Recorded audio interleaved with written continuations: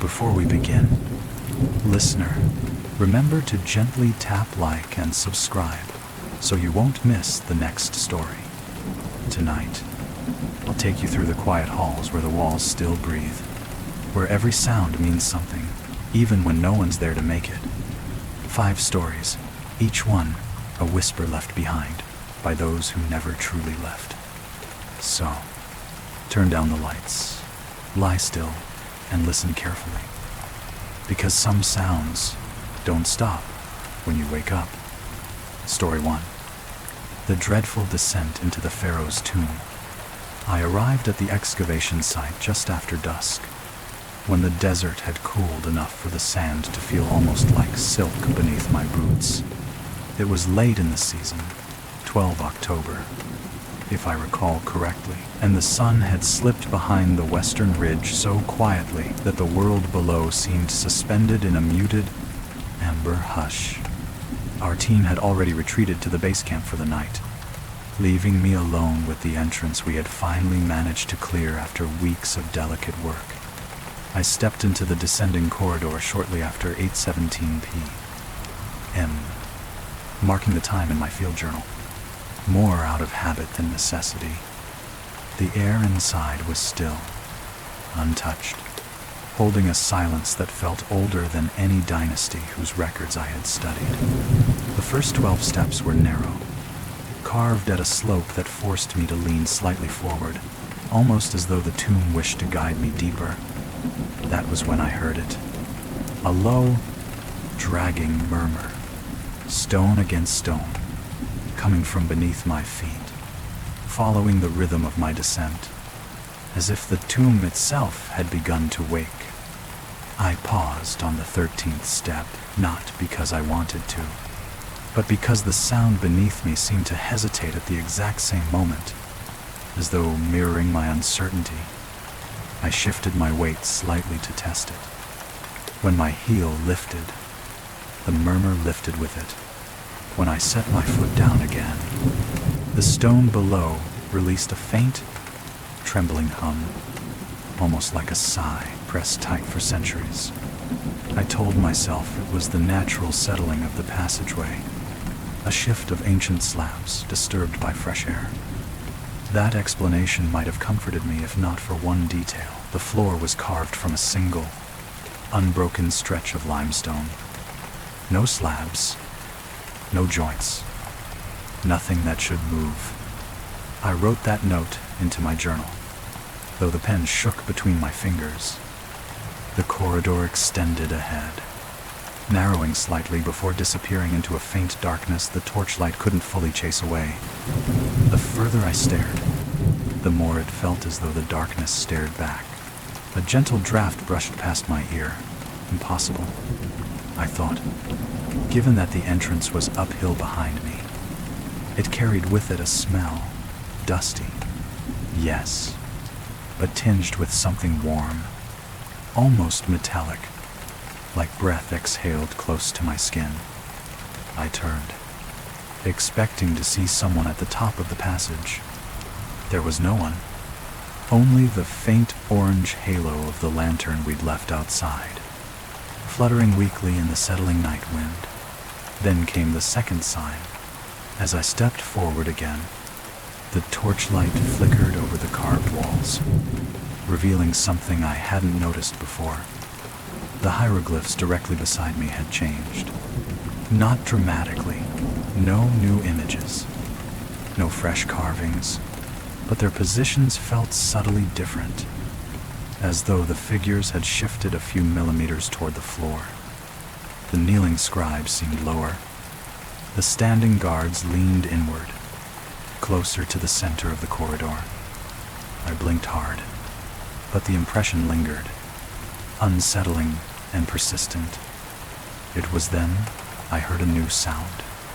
A faint tap, tap, tap, spaced evenly, like fingertips drumming against hollow stone.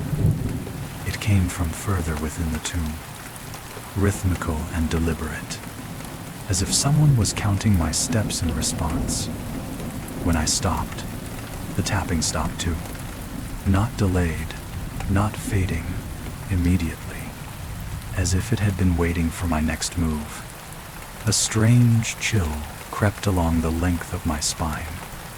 The kind that doesn't come from fear exactly, but from the dawning suspicion that a place is not as empty as it should be. I leaned slightly forward, listening. Silence. Thick, ancient, complete, and then, from behind me, though the passage had been empty moments before, a quiet, breath-soft whisper slid across the stones. "Keep going." The voice was neither male nor female, just close. Too close. I tightened my grip on the torch, my pulse rising like a slow drumbeat beneath my ribs. I tried convincing myself it was an echo, a quirk of acoustics, anything except the truth pressing coldly into my thoughts. Someone, or something, wanted me deeper inside. The whisper faded, but the air it left behind felt disturbed, as though something had brushed past me in the narrow space, something that didn't care to hide its presence anymore. I let the torch lead me forward, its glow trembling over the walls in a rhythm that didn't match my hand. The flame shook in pulses, as if responding not to airflow, but to another heartbeat within the stone. With each step deeper into the passage, the murmur beneath my feet grew firmer, clearer. What had first resembled stone shifting now carried an unsettling cadence, like a slow inhalation rising through layers of rock. The tomb was breathing again. The corridor widened slightly after several meters, opening into a chamber where the ceiling rose into a shallow dome. My light climbed its curve, revealing painted figures that circled its highest point, guards, priests, and the unmistakable silhouette of the pharaoh himself. Their eyes, rendered in the old style with thick black outlines, glinted in the wavering light. For the first time, I had the creeping impression that they were not looking down at me, but looking up from the walls, as if the chamber had turned itself inside out. Then the tapping resumed, this time from the dome above. A slow series of tap, tap, tap, more defined now, no longer hollow but sharp, measured, deliberate. I watched dust loosen with each strike, drifting down like pale snow. It wasn't random. There was a pause every 7 taps, as though something aloft were keeping count. I stepped into the center of the chamber. Instantly, the tapping stopped. The silence tightened around me like a fist. My instincts whispered to retreat. But curiosity, that same treacherous impulse that had led most archaeologists into danger, urged me onward. I knelt and held the torch low to the floor. That was when I saw it. The thin layer of dust covering the limestone no longer lay smooth. Instead, faint impressions marked a trail circling the room, foot-shaped indentations, but narrower, longer, as if made by someone walking with their feet bound. They circled the outer edge of the chamber, dragging slightly, forming a smooth, looping path. The dust still shifted inside the fresh grooves, stirred by movement no longer present. I straightened slowly, pulse thundering. The trail stopped directly behind me. I didn't turn, couldn't. Every instinct screamed to move, yet my limbs froze as though the air had thickened. From behind came a low, rhythmic scrape, not metal, not claws, but stone rubbing against stone in a steady, rising pace. The sound drew closer, dragging something heavy along the floor. I forced myself to look. The chamber was empty, completely. Yet the scraping continued, circling me. My torch flickered violently, dimming almost to nothing. The temperature dropped so abruptly, I felt the cold cling to the inside of my throat.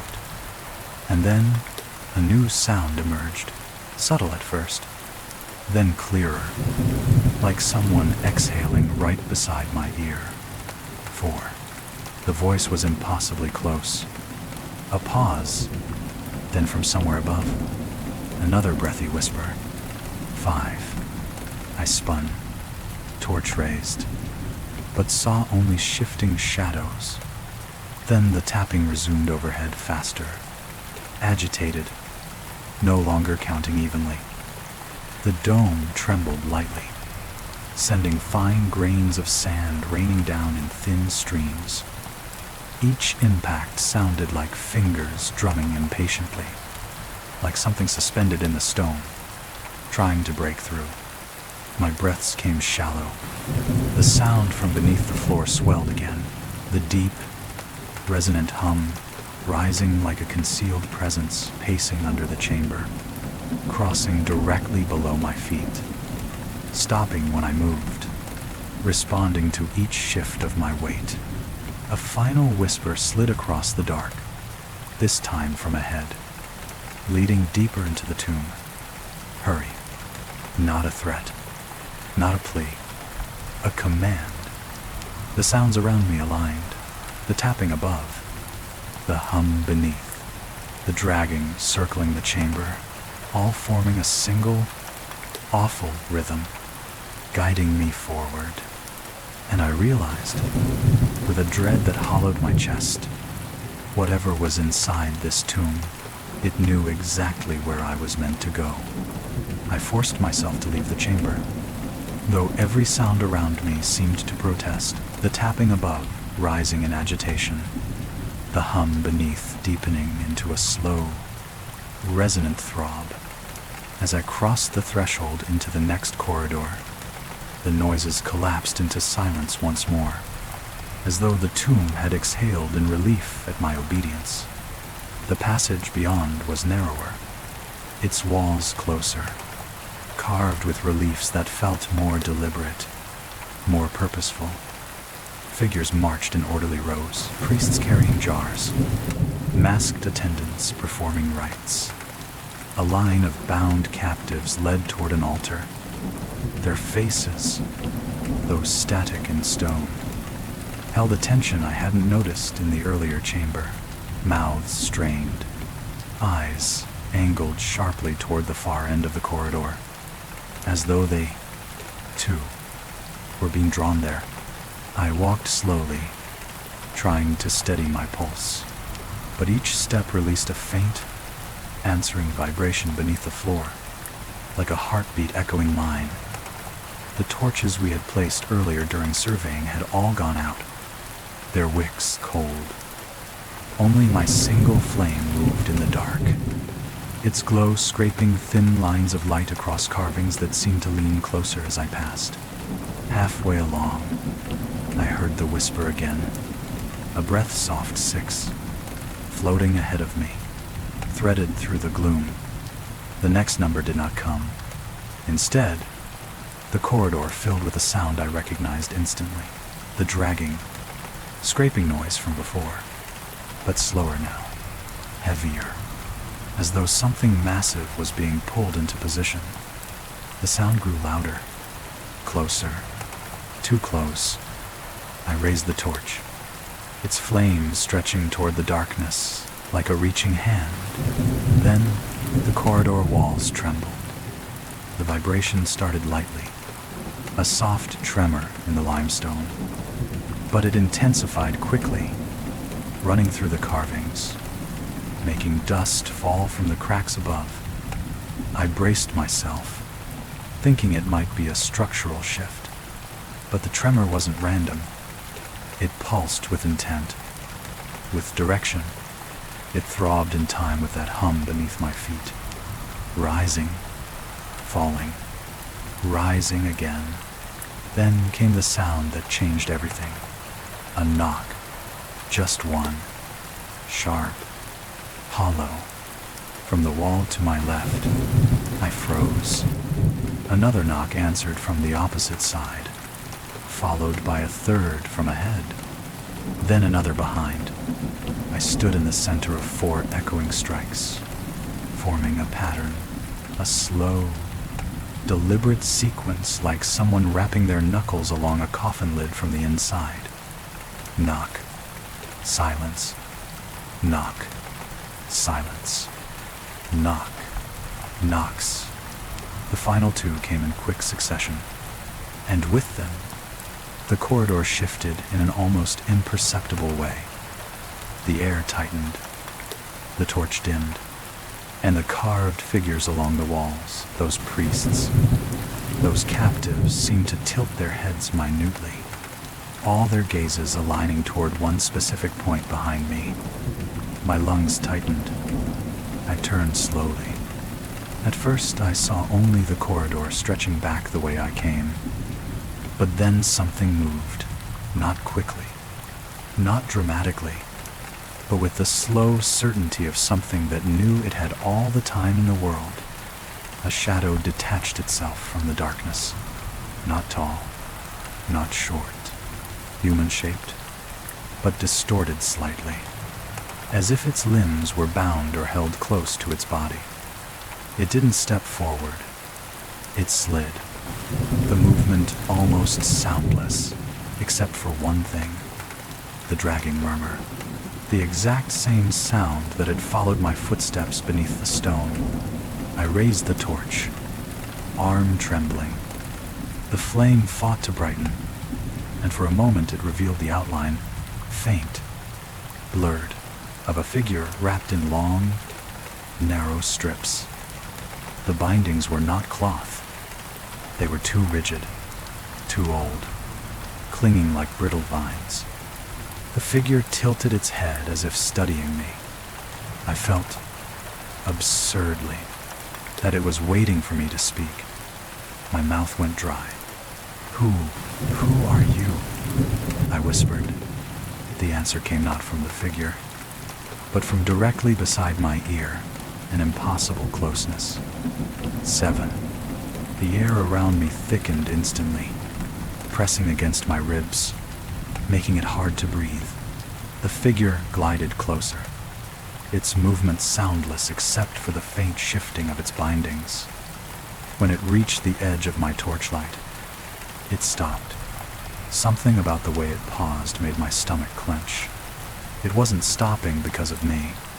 It was stopping because something else, something further down the corridor, had moved. I felt it before I heard it, a cold ripple of air brushing past my left hand. Then the next sound came. Tap, tap, tap, from deeper inside the tomb. The shadow turned toward it, head tilting again as though listening to a summons. My torch flickered, almost extinguishing. Then, with agonizing slowness, the shadow raised one wrapped arm and pointed deeper into the darkness. A silent command, a warning, or both. And behind that gesture, carried through the corridor on a trembling whisper, came a single word that made my breath stutter. Follow. I don't know whether it was fear or obedience that moved my legs, but I followed the direction of that wrapped arm. The shadow remained behind, hovering near the spot where I had first seen it, its form half absorbed into the darkness as though it belonged more to the stone than to air. As I stepped away, the hum beneath my feet softened, as though relieved that I had chosen the correct path. For a moment, a fragile calm settled over the passageway. The tapping above ceased, the whispering quieted. Even the cold air lost its sharp edge. I allowed myself a slow breath, shallow but steady. The torch brightened to a gentle, consistent glow, no longer flickering as though in protest. The corridor head seemed ordinary, shaped like countless others I had explored, rectangular, descending, lined with carvings intended to guide the honored dead toward eternal rest. Perhaps I had misread everything, I told myself. The echoes, the tremors, the whispers, illusions shaped by isolation, exhaustion, expectation.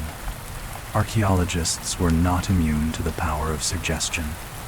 Many had walked into dark, ancient places and emerged with stories twisted by the weight of their own minds. I repeated this quietly, like a mantra. There is nothing here but stone and memory. Stone and memory.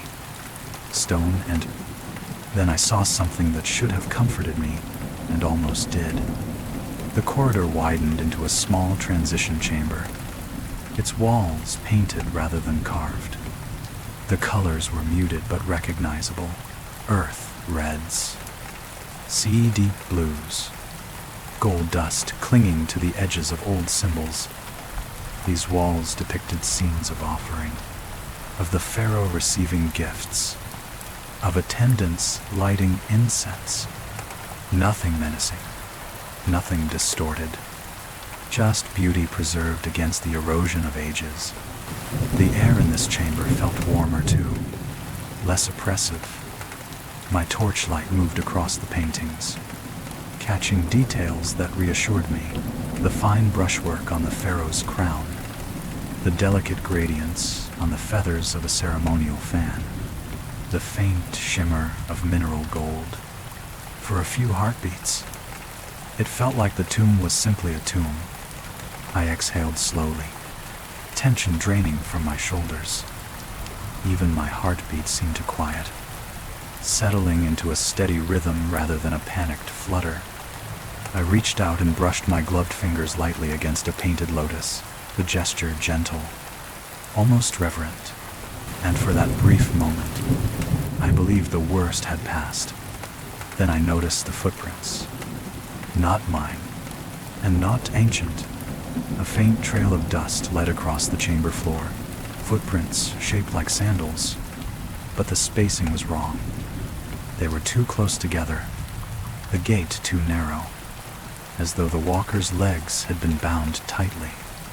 They moved in a curved line along the wall, looping behind a large stone jar carved with the likeness of a jackal. I followed the trail with my eyes. They stopped behind the jar, but they didn't continue past it, nor did they return the way they came. The realization sank slowly, like cold water down my spine. Whoever, or whatever, had made those footprints was still behind the jar. My breath tightened. The chamber no longer felt warm. The air thickened again, subtly at first, then with growing insistence, as though someone had closed invisible hands around the atmosphere.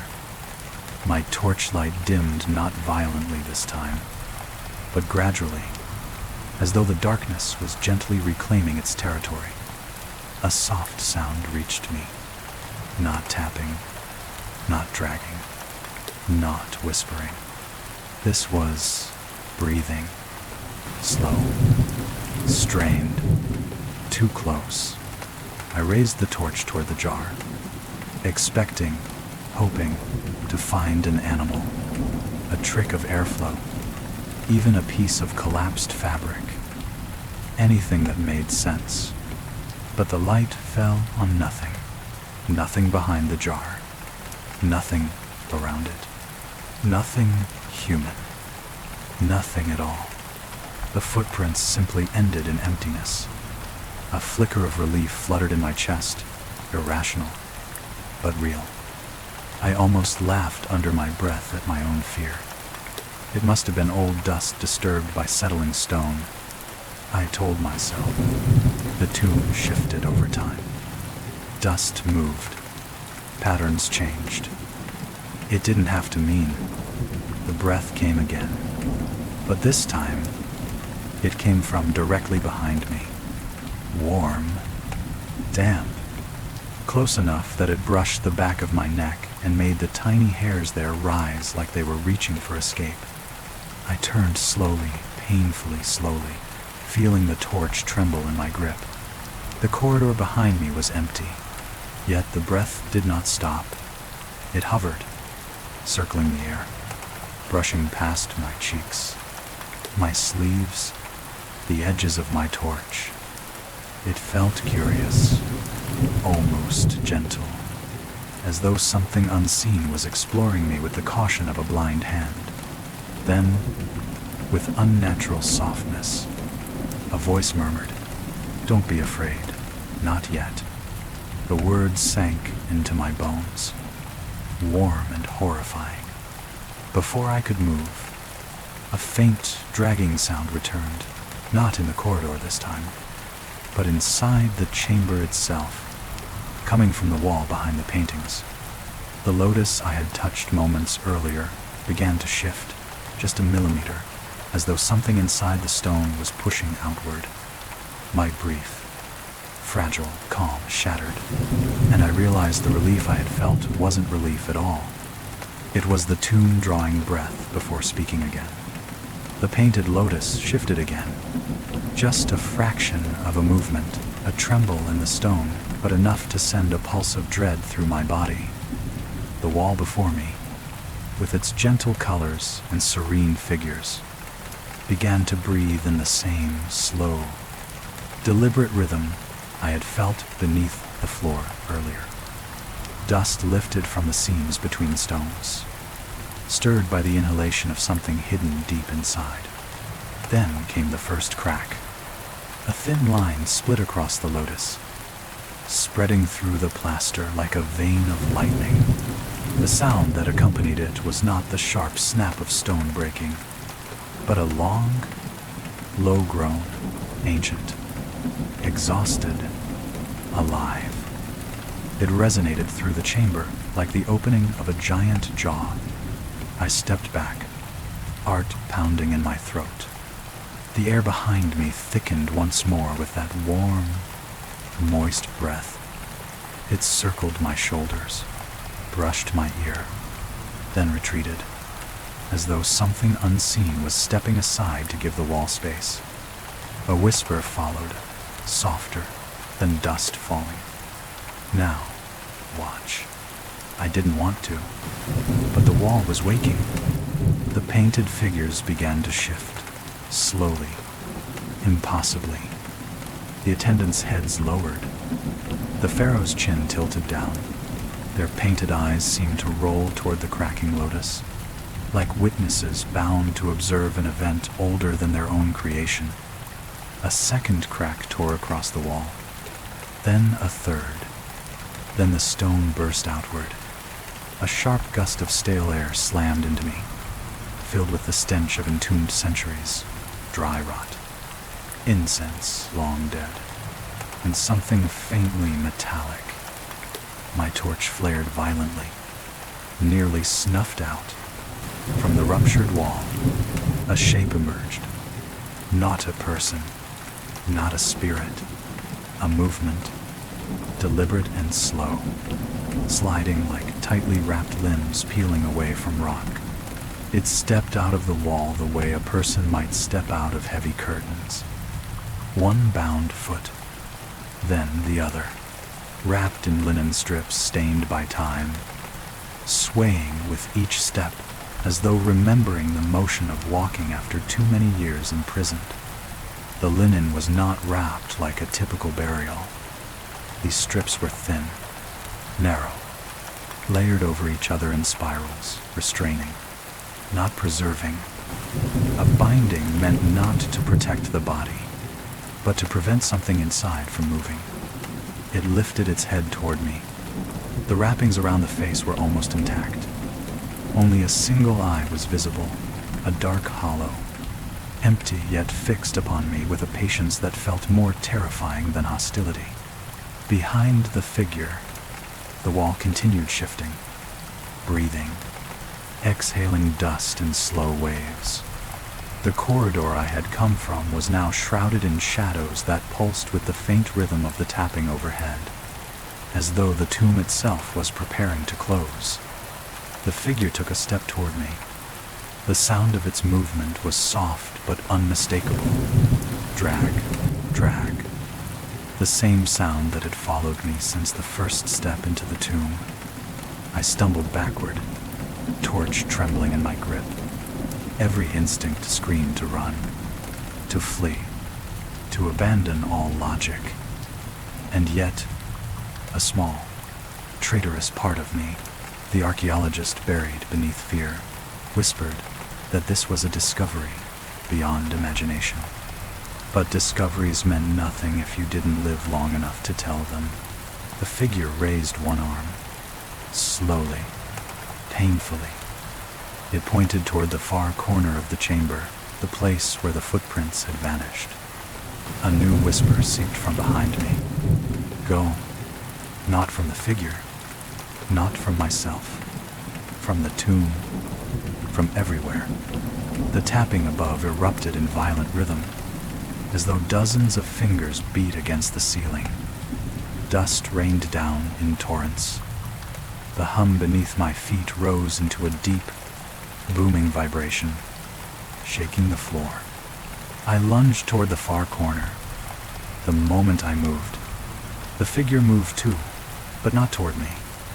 It stepped in front of the ruptured wall, blocking it, as though guarding the opening behind it, protecting it, keeping something worse from emerging, or keeping me from seeing it. I reached the corner and found nothing. No door, no passage, just bare stone. But the footprints had ended here, and then I realized why. A faint outline, a nearly invisible seam, ran vertically through the stone, hidden beneath dust and pigment. A false panel. My breath trembled. The tapping above intensified, then suddenly stopped, replaced by a single, resounding thud as though something massive had struck the dome. I pressed my hands to the panel. It didn't move.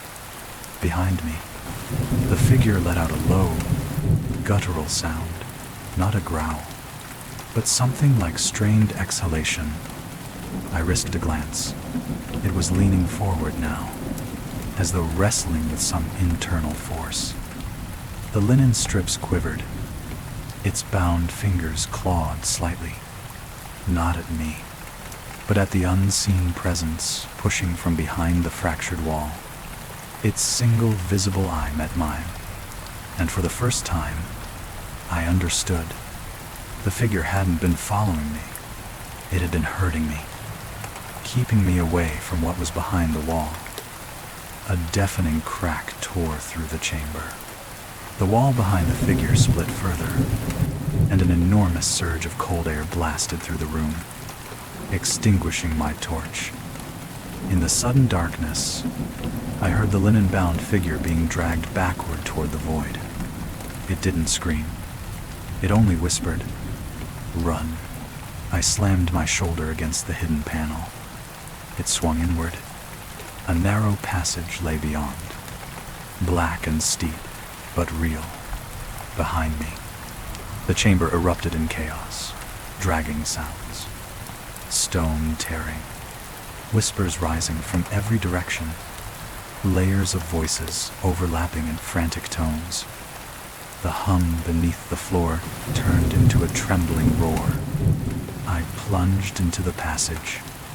The panel swung shut behind me, silencing everything in a single, suffocating heartbeat. Darkness swallowed me whole.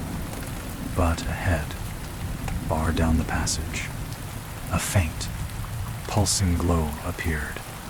Not torchlight, not sunlight. Something waiting, something breathing, something that whispered my name, softly, patiently, as though it had been expecting me for a very, very long time. The faint glow ahead pulsed gently, like the heartbeat of something half asleep. I moved toward it, one hand skimming the rough wall to keep myself grounded in the darkness. The air here was different, warmer, strangely familiar, carrying a scent like dried papyrus and old cedar resin. A scent I had only ever smelled in curated museum exhibits far from the desert. The passage dipped sharply. I followed, breath shallow, until the glow swelled into a soft, golden light spilling from a small chamber at the end of the corridor. When I stepped inside, my pulse stuttered. The chamber contained no sarcophagus, no relics, no offerings, just a stone tablet standing upright, freshly carved. Its surface smooth and glistening as though the chisel had been lifted minutes ago. The glow came from markings etched into it, glowing threads of gold forming symbols that were not mere hieroglyphs, but something older, sharper, something that felt like a voice turned into writing. I approached slowly. The air thickened again, pressing lightly against my ears. A soft tap, tap, tap, echoed from somewhere unseen, the same rhythm that had followed me through the tomb, now slow and patient. I raised my torch hand instinctively. Though the torch had died long ago, my fingers hovered inches from the tablet, and then I saw the inscription. My name, carved with impossible precision, lit from within by that soft golden glow, followed by a line of text so simple that my blood turned cold. Arrived at 21:03. I looked at my watch. It was 21:02. A whisper slid across the chamber, gentle as a fingertip brushing dust from a relic. Welcome back. The chamber walls shuddered. The tapping quickened. Somewhere behind me, the hidden panel in the corridor slammed open with a force that shook the stone beneath my feet. From the darkness behind, the dragging sound returned, but faster now. Hungry, unrestrained. I spun toward the only exit, but the tablet was already shifting, sinking, as though the floor below it had opened to receive it. The glowing letters dimmed, pulsing one last time like a closing eye. The final whisper followed, drifting up through the narrowing gap. Next time, choose differently. Before I could move, the floor cracked beneath me, and the chamber dropped away. Falling or being pulled, I heard one last sound chasing me down the dark. A single knock, as though someone, had just closed a door behind me. Story 2. The whisper at the midnight shift. I had returned to the city only 3 days after the incident in the desert, though returned felt like the wrong word. My body was here. Yes, in the quiet halls of the Metropolitan Antiquities Archive, where I had taken a temporary night position, but my thoughts were still buried somewhere beneath the sand. It was just past midnight, 12:41 a.m., when the echoing corridors settled into their usual after-hours silence. The old museum building held darkness the way ancient places do, softly, with memory, as if darkness were simply another artifact in its collection. I was covering the first shift so the regular guard, an older man named Harris, could take his tea break. He walked slowly, leaning more on his cane each week, but he never failed to greet me with the same calm nod. Tonight, however, Harris paused before leaving me alone among the unlit exhibits. "You'll hear things," he muttered, almost too softly to catch. "Don't answer." I tried to laugh it off, but the sound died in my throat, because even before he turned the corner, I heard it, a faint, breath-warm whisper, drifting from the mummy gallery beyond the security desk. My name, spoken gently, too gently. The whisper dissolved as soon as I turned my head, not fading, but withdrawing, like a retreating breath drawn back through clenched teeth. The gallery beyond remained perfectly still. Rows of glass cases sat in the dark, catching faint streaks of moonlight from the high windows, their reflections long and thin like stretched silhouettes.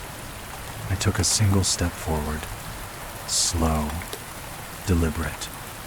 My boots barely touched the floor before another sound surfaced, a soft almost like a low hum. Not machinery, not ventilation. Something closer to a voice held just below the threshold of speech. It vibrated faintly through the tiles, brushing the edges of my hearing. Maybe it was nothing, I told myself. Night guards often imagined noises.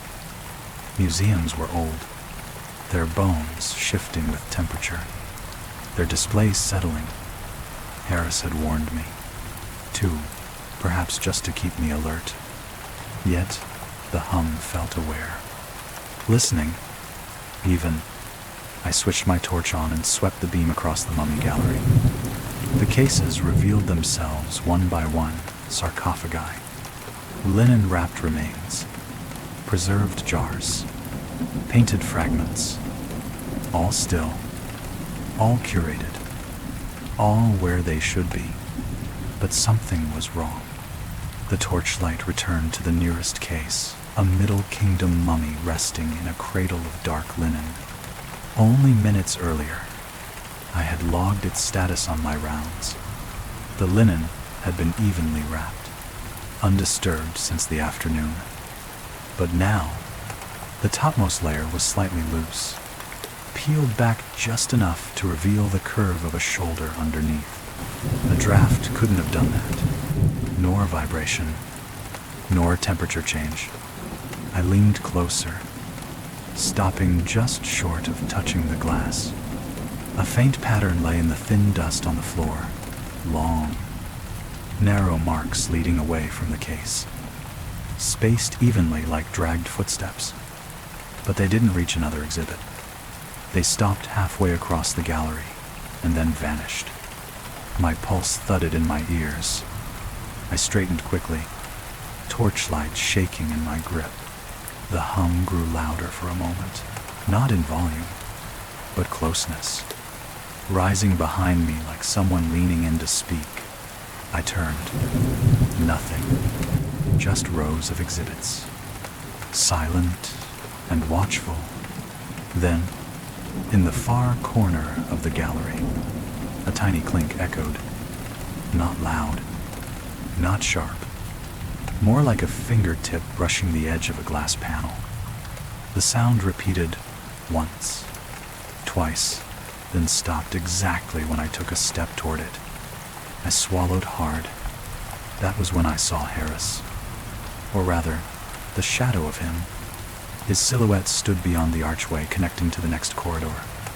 Still, leaning on his cane.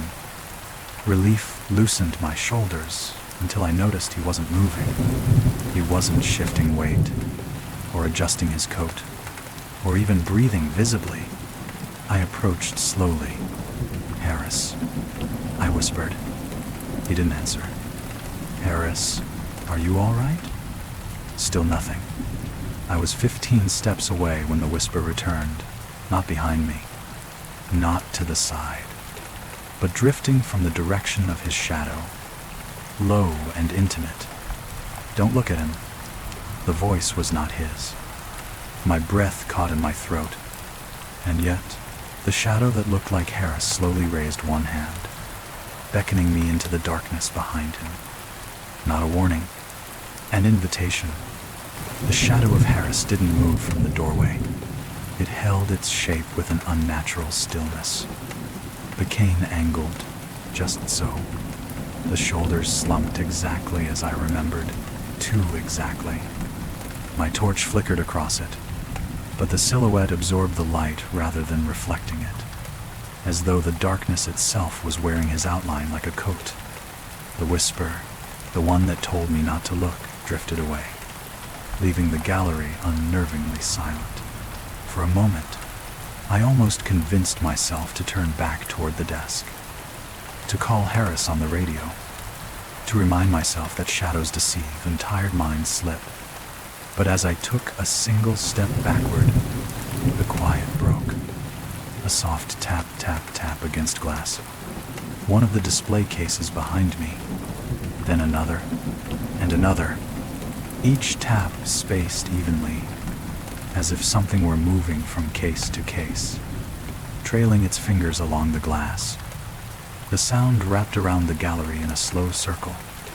I couldn't hear footsteps, only that tapping. Sometimes from my left, sometimes behind me, sometimes impossibly close to my right ear. I turned the beam of my torch toward the nearest case. Inside, the linen on the mummy's upper arm had loosened further, only by a few strands, but enough to expose a strip of ancient skin beneath, darkened and dry. The loose linen fluttered slightly, though there was no airflow in the sealed room. The tapping grew louder, not aggressive, not hurried, but purposeful, like counting. I moved slowly, trying to place the rhythm. Tap, tap, tap, pause. Tap, tap, tap, pause. A 3-beat pattern, a deliberate one. My breath swelled shallow and uneven. The torchlight shook. That was when the hum returned, underneath the tapping. A low, resonant vibration that seemed to rise from the floor tiles themselves. It traveled through my boots, up my legs, into my chest. The air thickened with it, gently but unavoidably, like someone humming into a hollow jar. As it grew louder, the tapping changed. No longer 3 beats. 4, 5, 6. Each new tap edged closer to me. I swept the torch wildly, but the room revealed nothing, only still bodies encased in glass. Wrappings that shifted by degrees. Dust that quivered on the floor. Harris, I called weakly, though I knew the shape in the doorway wasn't him. The silhouette answered by lowering its head slightly. The motion was wrong, too fluid for an old man with a cane.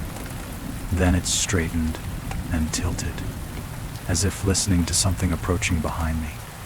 I felt it before I heard it, a cool thread of air crossing the back of my neck. Then the whisper came, faint and drawn out. Turn around. I froze. My pulse hammered against my ribs. The tapping stopped entirely. And then, a slow exhale drifted from the center of the gallery. A deep, ancient breath, heavy with dust and resin, like the sigh of someone waking after a long sleep. The torch dimmed. Somewhere in the darkness, linen shifted, the unmistakable sound of wrapped cloth being dragged across a hard surface. I forced myself to turn. At first, I saw nothing but rows of cases. Then the light caught something new, something that hadn't been there minutes earlier. A smear of dust on the floor, long, narrow, sweeping toward the shadowed doorway, as though something had stepped out of its case. My hand tightened around the torch as the hum rose again, louder now, vibrating my ribs, vibrating the air, vibrating the bones inside my ears. It felt like the entire museum was resonating with the sound, aligning itself around some unheard command. The silhouette of Harris took one slow step backward into the dark corridor, inviting me to follow. As it moved, the tapping resumed behind me, rapid this time, frantic, striking the glass in uneven patterns like fingers trying to escape confinement. Tap, tap, tap, tap. Tap, tap, tap. Tap. The hum surged. The breath returned. A faint drag echoed from the center of the room, and somewhere inside that thickening darkness, a voice whispered, "We've been waiting." The voice dissolved into the stillness, but its presence lingered, a soft trace in the air, like warm breath on cold glass. The tapping slowed again, returning to that steady, deliberate rhythm, now echoing from multiple cases at once. Each beat seemed to align with the faint hum vibrating beneath the floor. as though the entire gallery were breathing in a unified cadence. The silhouette of Harris shifted deeper into the corridor, the movement too smooth to belong to an elderly man leaning on a cane. He glided rather than stepped, darkness rippling around his outline like water disturbed by an unseen current. Each time the tapping paused, he paused too, as if responding to a signal I could not hear. I followed, not because I trusted him, but because the sounds behind me were beginning to organize themselves. The tapping, the dragging, the hum, they were forming a pattern, a language without words, and every part of my instincts urged me not to wait until the message became clear. I approached the doorway slowly. As I drew closer, the silhouette sharpened. Detail returned, the worn brim of Harris's cap, the frayed edge of his uniform coat, the familiar stoop of his shoulders. My breath caught with relief for half a heartbeat, until the silhouette turned its head slightly, and the profile shifted in a way no human head should. Not breaking, not snapping, but sliding, like the movement of fabric stretched over something that wanted to look human but had not yet learned the shape. "Harris," I whispered, though the word felt thin and fragile in the dark. The silhouette raised one hand, not to answer me, but to motion deeper down the corridor, a slow sweep of the arm, as though encouraging me to follow. Behind me, the tapping erupted again, faster, harder, not tapping on glass this time, tapping on wood. My heart froze. One of the sarcophagus lids. The sound grew louder. Tap, tap, tap. Tap, tap, tap. Not frantic, but insistent, like knuckles knocking from the inside. The hum deepened, resonating through the walls, the air, the floor. Dust drifted from the ceiling in lazy spirals as the building seemed to lean forward around me. I turned toward the nearest sarcophagus. A thin line of dust began to tremble along its edge, then another. Then the lid shifted, not pushed, not thrown, but lifted with the delicacy of someone testing the weight of the world on their fingertips. A gap opened. Cold air leaked out, brushing past my ankles, and then a sound rose from within. A soft, strained inhale, slow, ragged, alive. The silhouette of Harris reacted first.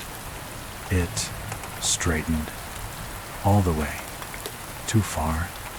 The spine unrolled like a rope pulling taut, until the figure stood a full head, taller than the real Harris ever could. The shadows came bent, warping into an impossible curve, as though its owner no longer needed the pretense of frailty. Then the silhouette turned fully toward me. I should have run. I should have screamed, but the shadow held me in place with a single motion, a gentle raising of the arm, palm outward, a command as old as the desert. Behind me, the sarcophagus lid lifted further.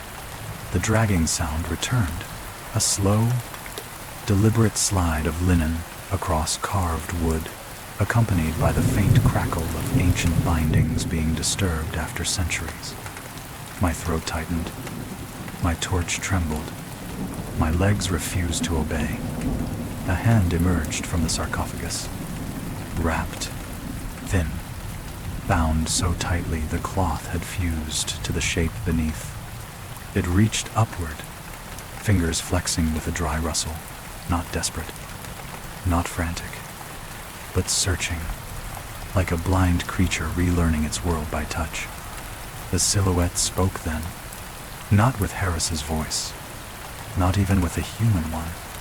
A layered whisper spilled from its shape, dozens of tones braided together, some older than language. Do not disturb him, not yet. The wrapped hand froze. The tapping stopped. The hum tightened into a single, deep vibration. Then the hand turned toward me, and the wrapped fingers beckoned. Slow, certain, as though it already knew I would come. The wrapped hand froze in midair, suspended as though someone had pressed pause on the world. The fingers curled ever so slightly, not in warning, not in threat, more like a gesture of recognition, as if whatever lay inside the sarcophagus had sensed me and decided to wait. The sudden stillness felt like a mercy.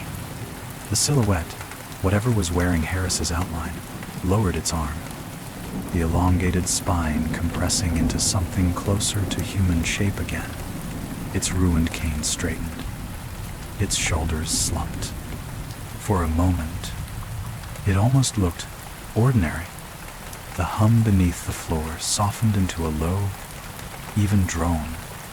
The tapping faded into the distance, dissolving along the walls, as though retreating deeper into the museum. A fragile calm settled over the room. My pulse slowed, my breath leveled. The torchlight steadied in my shaking hand. The sarcophagus lid, which had lifted almost a hand's breadth, eased back into place with surprising gentleness, not slamming, not scraping, simply lowering as though guided by invisible palms. The final click of wood meeting stone felt almost reassuring. I swallowed, my throat dry. Harris, I whispered again, to the silhouette in the corridor. This time, it nodded. A small gesture, almost human. It stepped back into the light of my torch, and for a moment, for one impossible moment, I saw the real Harris's features settle over its face like dust drifting onto a mask.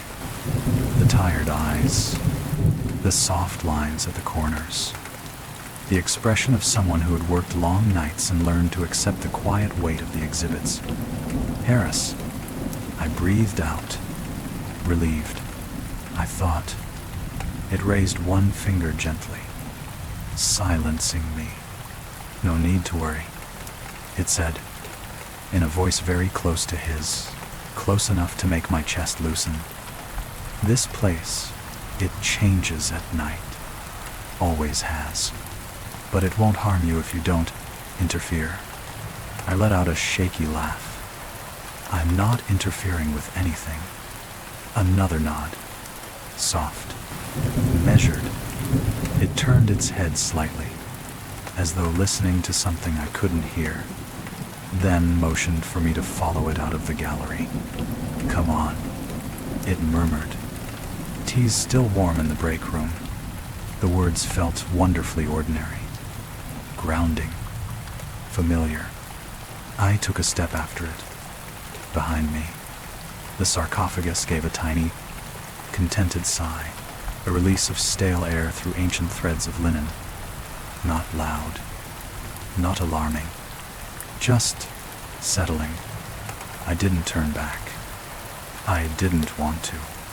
As I followed the silhouette into the corridor, the lights flickered once, then steadied. The hum beneath the floor faded almost completely, replaced by the soft crackle of old radiators. The museum's nighttime silence returned, not oppressive, not alive, just peaceful, almost comforting. We reached the security desk, and Harris, I didn't notice the hesitation then, took his usual seat, setting the cane against the counter with a familiar tap. He reached into the drawer and handed me a steaming cup of tea. You're pale, he said, his voice warm. Sit down a minute. I did. The chair welcomed me like an anchor after a storm. The tea burned my tongue slightly. Real. Tangible. Grounding. A sign the world was normal again. Or at least pretending to be. I looked back toward the dark gallery. Nothing stirred. No tapping. No dragging. Only stillness. Thank you, I murmured. For what? Harris asked mildly, sipping his tea. For helping me back there. He gave a slow, content nod, the kind old men give when they know they've done something right. But then, just for a heartbeat, the lights reflected oddly across his face. The edges blurred. The shadows around his shoulders wavered. And for the briefest moment, I saw the shape beneath the outline, long, narrow, bound tightly, like a figure standing behind a curtain that was made of him. Then it was gone. He smiled gently. Just doing the job, he said. I forced a smile back, and for a few precious minutes, I allowed myself to believe the danger had passed, that whatever had reached for me in the mummy gallery had retreated. Satisfied with my fear, the museum felt quiet again, safe again, normal again. But normalcy, I would soon learn, was only the tomb's way of letting me breathe, before it whispered again. For a long while, the museum slept, or pretended to. Harris tapped idly at a logbook, his movements steady, human, reassuring. I watched him over the rim of my teacup, letting the warmth pull the edge off the fear that clung to my lungs. The lights hummed softly overhead. The radiator clicked inside. Everything settled back into the rhythm of an ordinary night shift. But something was wrong. The tea in my hands was growing colder far too fast. I lowered the cup. The steam had vanished even though only a minute had passed. My fingers tightened around the mug, and that was when I noticed it, the faintest tremor in the floor beneath my feet. Not enough to alarm, just enough to remind. The hum, not gone, only waiting. Harris looked up suddenly, as if hearing something my ears couldn't catch. His head tilted, just slightly, and an unnatural stillness filled his frame. The movement was so delicate, so practiced, that it took a few seconds before I realized it wasn't the gesture. It was the silence. Every sound in the museum had stopped. The radiator froze mid-click. The overhead lights held their electric breath. Even the night wind pressing against the windows seemed to have paused. Harris, I whispered. He didn't respond. He didn't blink. Slowly, too slowly, he turned his face toward me. Time's up, he murmured. But the voice wasn't his. It was layered, low, ancient. A chorus pressed through a single human mouth. The floor trembled. The hum rose again from the depths of the building, deeper, louder, more resonant than anything I'd heard in the gallery. It spread through the tiles, the walls, the foundations like a pulse. My heartbeat matched it involuntarily, syncing with the rhythm until I could no longer tell whether I felt my pulse or theirs. Harris stood. The cane remained leaning against the counter, forgotten. And that was wrong, because Harris could never stand without it. His back straightened, his shoulders broadened subtly, as though unwrapping from a space too small for them. The shadows beneath his eyes deepened, hollowed, widened, and something behind those eyes pressed forward. Come, he said. I stumbled backward, knocking into the security chair.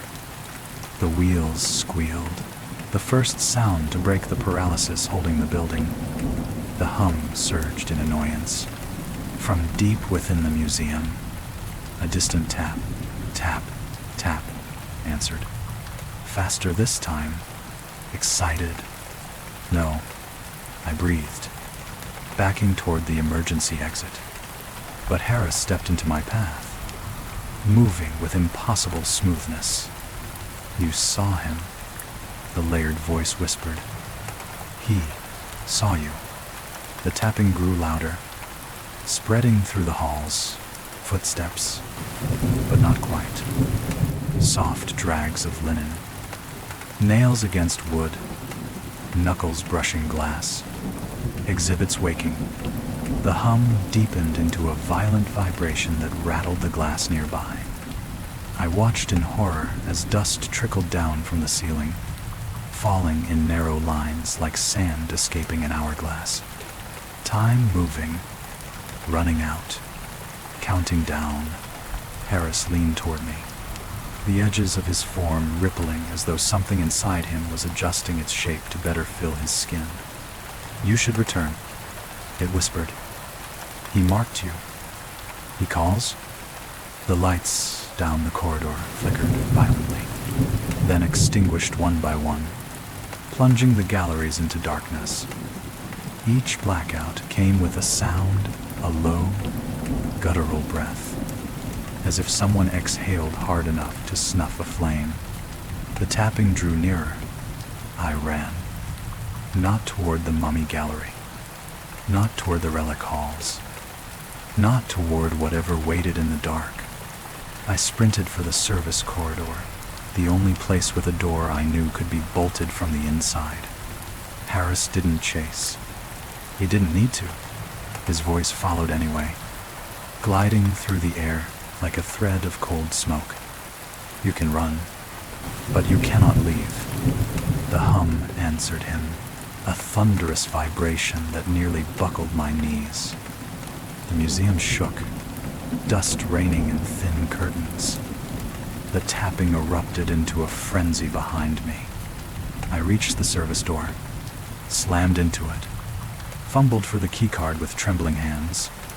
The first display case shattered somewhere behind me. Glass rained. Something dragged itself free. A second case shattered, then a third. I swiped the card. Red light. Denied. No. I swiped again. Red. The tapping reached the corner behind me. Dozens of soft footfalls joined it. Some small, some heavy, some slithering. I tried a third time. Green. The lock clicked. I shoved the door open and threw myself inside, slamming it behind me and twisting the deadbolt until it screeched. The tapping stopped on the other side, not because they couldn't enter, but because they didn't have to. A soft whisper slid through the crack beneath the door. "We know where you sleep." The hum faded. The tapping vanished. The museum fell silent again, perfectly, impossibly silent. Then I realized something that made my blood freeze. The voice that whispered was not the same voice from the gallery, not the same as the thing wearing Harris, not the same as the mummy. It was new. A fourth voice, a younger one, clearer, calm, and it knew my name. For several minutes, or perhaps longer, time had become thin and slippery. I stayed pressed against the service door, listening for any hint of movement on the other side. Nothing came. No tapping. No dragging. No hum. Just silence. But it wasn't comfort. It was waiting. Eventually, my breath settled enough that I dared to step deeper into the service corridor. The narrow hallway was lit only by a single emergency bulb, flickering in and out of itself, as though struggling against the weight of the darkness around it. I checked the clock on the wall. 2:03 a.m. But I had sworn it was only just past 1. I reached for my radio to call Harris, the real Harris, but the device crackled before I could press the button. A faint whisper leaked through the static. "Don't go home." The voice was young, measured, too clear to be accidental. I froze, staring at the radio. A soft knock echoed from the far end of the service hall. Just one knock. Not urgent, not threatening. More like someone politely asking to be let in. I held my breath. A second knock followed, then silence. I forced myself toward the hall's end, each step painfully slow, as though the air thickened the closer I got. The bulb overhead flickered, dimmed, and brightened again just enough for me to see something on the floor beneath it. A small object, rectangular, dusty, a tablet fragment, the kind we'd cataloged the week before. I knelt, pulse thundering in my ears, and lifted it gently. The surface was cold, impossibly so, like stone pulled from deep earth. Lines of hieroglyphs cut across it, glowing faintly under the emergency light. They weren't there earlier. Newly carved, fresh. I tilted the tablet, and the light caught a final line at the bottom, one that hadn't existed when we had found it. A name, my name, followed by a date, and a timestamp. Arrival, 0, Site B. My breath stopped. Site B wasn't in the museum. Site B was the excavation camp, the one where we uncovered the pharaoh's tomb, the one I had already escaped once. The radio crackled again, soft as a sigh. We'll meet you there. Something at the end of the corridor shifted, not a figure, not a shadow, just the darkness itself, leaning forward, as if listening. The emergency light flickered once, twice, and then it went out, leaving me standing alone in absolute, deliberate darkness. A single whisper rose around me, from everywhere and nowhere at once. You're being summoned, Story 3. The message carved in dust. I returned to the excavation camp at dusk, long before the desert cold could settle into the sand. The tents, once bustling with researchers and surveyors, now stood partly collapsed, their cloth walls billowing in the wind like tired lungs. It was 1827, according to my watch, though the fading light looked later, as if the sun had been hastened toward the horizon by something unseen. I hadn't planned to come back, but the tablet fragment I found in the museum's service corridor, the one newly carved with my name and a timestamp, had left me no choice. And when the radio whispered, "You're being summoned," I felt something in me become unbearably still, like a needle aligning with a magnetic pull too deep to resist. As I stepped between the abandoned dig trenches, the sand shifted beneath my boots with a whispering dryness. The air carried a faint vibration, a hum so soft it felt like it was coming from inside my own chest. The main excavation shaft loomed ahead, its wooden beams creaking in the settling night. Then I heard it. From inside the shaft, 3 slow taps, measured, deliberate, as if something buried was knocking in greeting. The 3 taps faded into the sand-heavy air, leaving behind a stillness that felt strangely expectant, as though the desert itself was holding its breath, waiting for my next step. The wooden beams at the top of the excavation shaft groaned under a rising wind, though the surrounding dunes remained motionless. I approached the edge of the shaft cautiously. The rope ladder we had used weeks before still hung there, frayed slightly, swaying despite the unmoving air around it. I shone my torch down the darkness. Nothing. Just the walls of carved sandstone descending into black.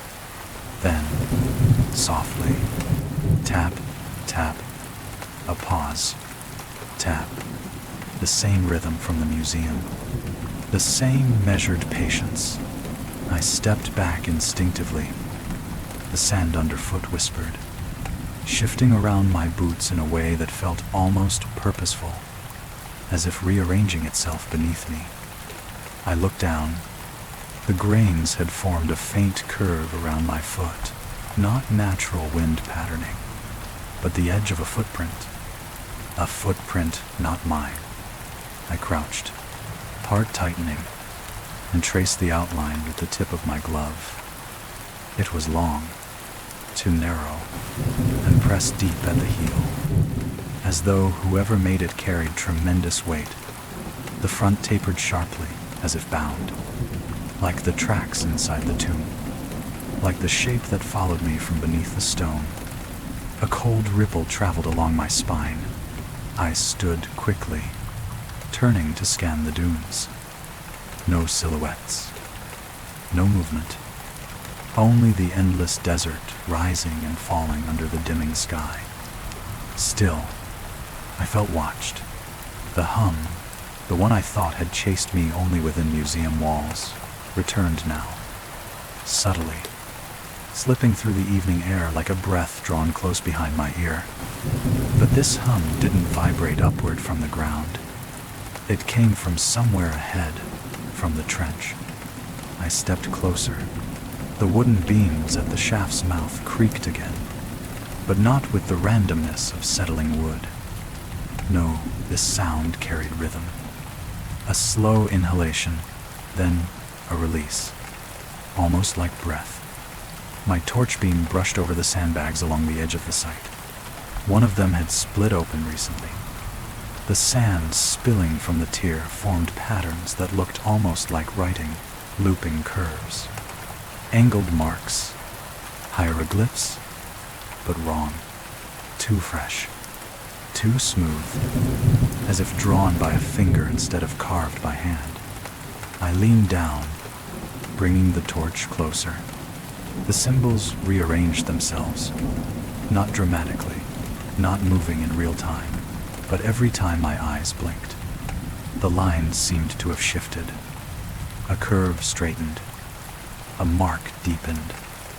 A symbol inverted. I blinked once more, and the shapes settled into something I could read. My name, written in sand, and beneath it, below, a cold wind, the first true breeze since sunset, cut across the site then, carrying with it a whisper so soft I might have imagined it if not for the way the sand trembled at my feet. Come down. I straightened, backing away. The rope ladder swayed again, this time harder, snapping against the rock like something just brushed past it from below. I gripped my torch, breathing slowly. No one from the team should have been underground. The site had been closed, the shaft sealed, equipment reclaimed. So why was the ladder freshly disturbed? And who, or what, had carved my name in shifting sand? I took one step back. The shaft answered with one tap. Another step. Another tap. And then, from deep below, impossibly distant, yet intimately close, we carved it for you. My breath faltered, because that wasn't one voice. It was many, layered, blended, all calling up, all waiting. The layered voices dissolved into the shaft, replaced once more by the slow, deliberate tapping from below. It echoed upward through the wooden beams, traveled along the rope ladder, and brushed against the air beside me like a hesitant knock on a door that had already been opened. The sand at my feet trembled with each beat. At first, the vibrations were faint, a whisper of movement below the surface. But gradually, they strengthened, turning the ground beneath me into a thin drum stretched over something shifting underneath. Hum, tap, hum, tap. The pattern grew steadier, firmer, not chaotic, not threatening, guiding, like a signal being sent upward. I circled the edge of the shaft. Torch pointed downward. The beam reached only part way before dissolving into darkness. But for a moment, a fleeting heartbeat, I thought I saw a shape moving far below. A pale glint, a ripple, a hint of linen catching the light. I blinked. It was gone. The rope ladder swayed again, but this time the movement wasn't random. The rungs shifted in a subtle rhythm, as if someone were tugging from below, not yanking, not climbing, simply inviting. The wind picked up behind me then, carrying with it the scent of something familiar, dried resin and dust. The same smell that had clung to the mummy cases in the museum. The smell followed me here. A cold dread tightened around my ribs. The desert stretched silent around me, too silent, the dunes holding their shape as though carved from solid stone. No insects, no distant howls, nothing but the breathing hum rising from the shaft. I knelt by the sandbag with my name written in shifting grains. The hieroglyph-like curves shimmered softly as if responding to the hum. When I reached out, not touching, only hovering my hand above, the sand twitched, forming a single new line beneath the word below. To action. An arrow, pointing down. My chest tightened. No, I whispered to myself, stepping back. No, no, no. A sudden crack snapped through the sight. A wooden beam, one of the supports over the shaft's mouth. It jerked sharply, dust raining from its joinings. Then another beam trembled. Then another, each shuddering with the rhythm of the hum below, as though the structure itself were responding to a command. The tapping intensified, still soft, still deliberate, but faster, closer. Tap, tap, tap, tap, tap, tap. Not random, not frantic, counting, like in the museum, like in the tomb. I spun around, scanning the site. The dunes at the perimeter shifted, a slow, rolling tremor, like something moving beneath the sand. The surface rippled outward from the shaft, spreading in a wide circle as though the entire excavation pit had become the lid of a massive, ancient jar. My breath caught. A whisper rose through the vibration. Come. Then another. Overlapping. We carved the path. Then a third. Follow. I stepped away from the shaft, heart hammering. The sand mirrored my movement, shifting forward in a trail. A narrow path clearing itself across the ground, grains rolling aside as though swept by invisible hands. It led directly to the ladder. The tapping slowed. The hum deepened, as though waiting for my foot. I backed farther away. The whisper followed. Do not delay. I shook my head violently. I won't go down there. The sand stilled for a moment. Then, with a sudden, sharp crack, the rope ladder jerked upward. Not pulled from below, pulled from behind me. By what? I spun. The end of the rope slid across the sand toward me, dragged by nothing. It slithered forward like a living thing, curling in gentle arcs, approaching my feet. Then the tapping stopped. Silence. The rope halted. The darkness below inhaled. A single, resonant breath rising through the shaft. And then the voices spoke again, united in one chilling whisper. If you won't come to us, we'll come to you. The sand around the shaft buckled, not collapsing inward, but rising, as though something beneath it were pushing upward, shifting the desert floor itself. The hum surged. The beams strained. The air grew heavy, and from somewhere far below, I heard the unmistakable sound. Linen, dragging against stone. Coming up the shaft, the sound of linen dragging against stone rose steadily, like a creature ascending a spiral chamber with infinite patience. Each scrape echoed through the wooden beams, vibrating up through the sand and into my knees. The rope at my feet twitched. Once, twice, then fell still, as if whatever pulled it had paused to listen. I held my breath. The desert wind died. Silence stretched like a membrane ready to tear. A faint glow shimmered from deep within the shaft. Not light, not fire, but something softer. A pale, golden haze, pulsing gently like breath passing through the folds of ancient fabric. The ladder swayed again, this time toward the light, as though bowing. My throat tightened.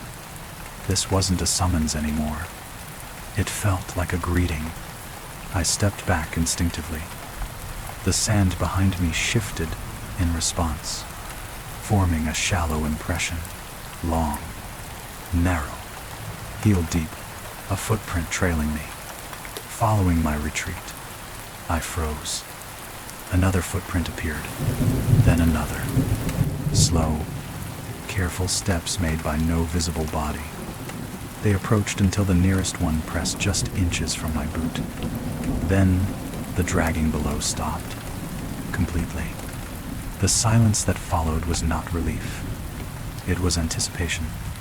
A low hum rose from the depths, deeper than before, vibrating through my ribs, loosening my breath. The wooden beams at the shaft's mouth creaked in answer, bending slightly inward as though something beneath was exhaling upward. The pale glow brightened. I leaned forward despite myself, compelled by a mixture of fear and that old, treacherous archaeological curiosity. The question of what could possibly be waiting in a tomb that had been whispering my name since before I arrived.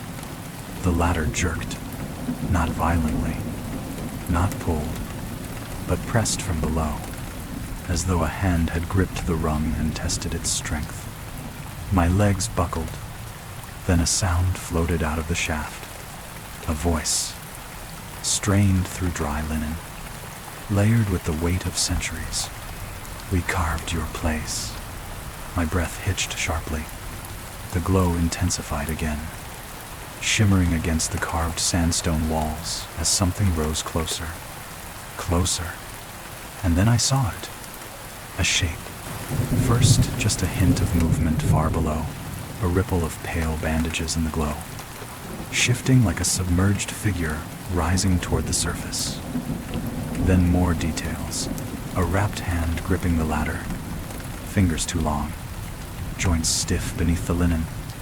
The hand climbed silently, rung by rung, as the rest of the shape followed in agonizing, deliberate increments.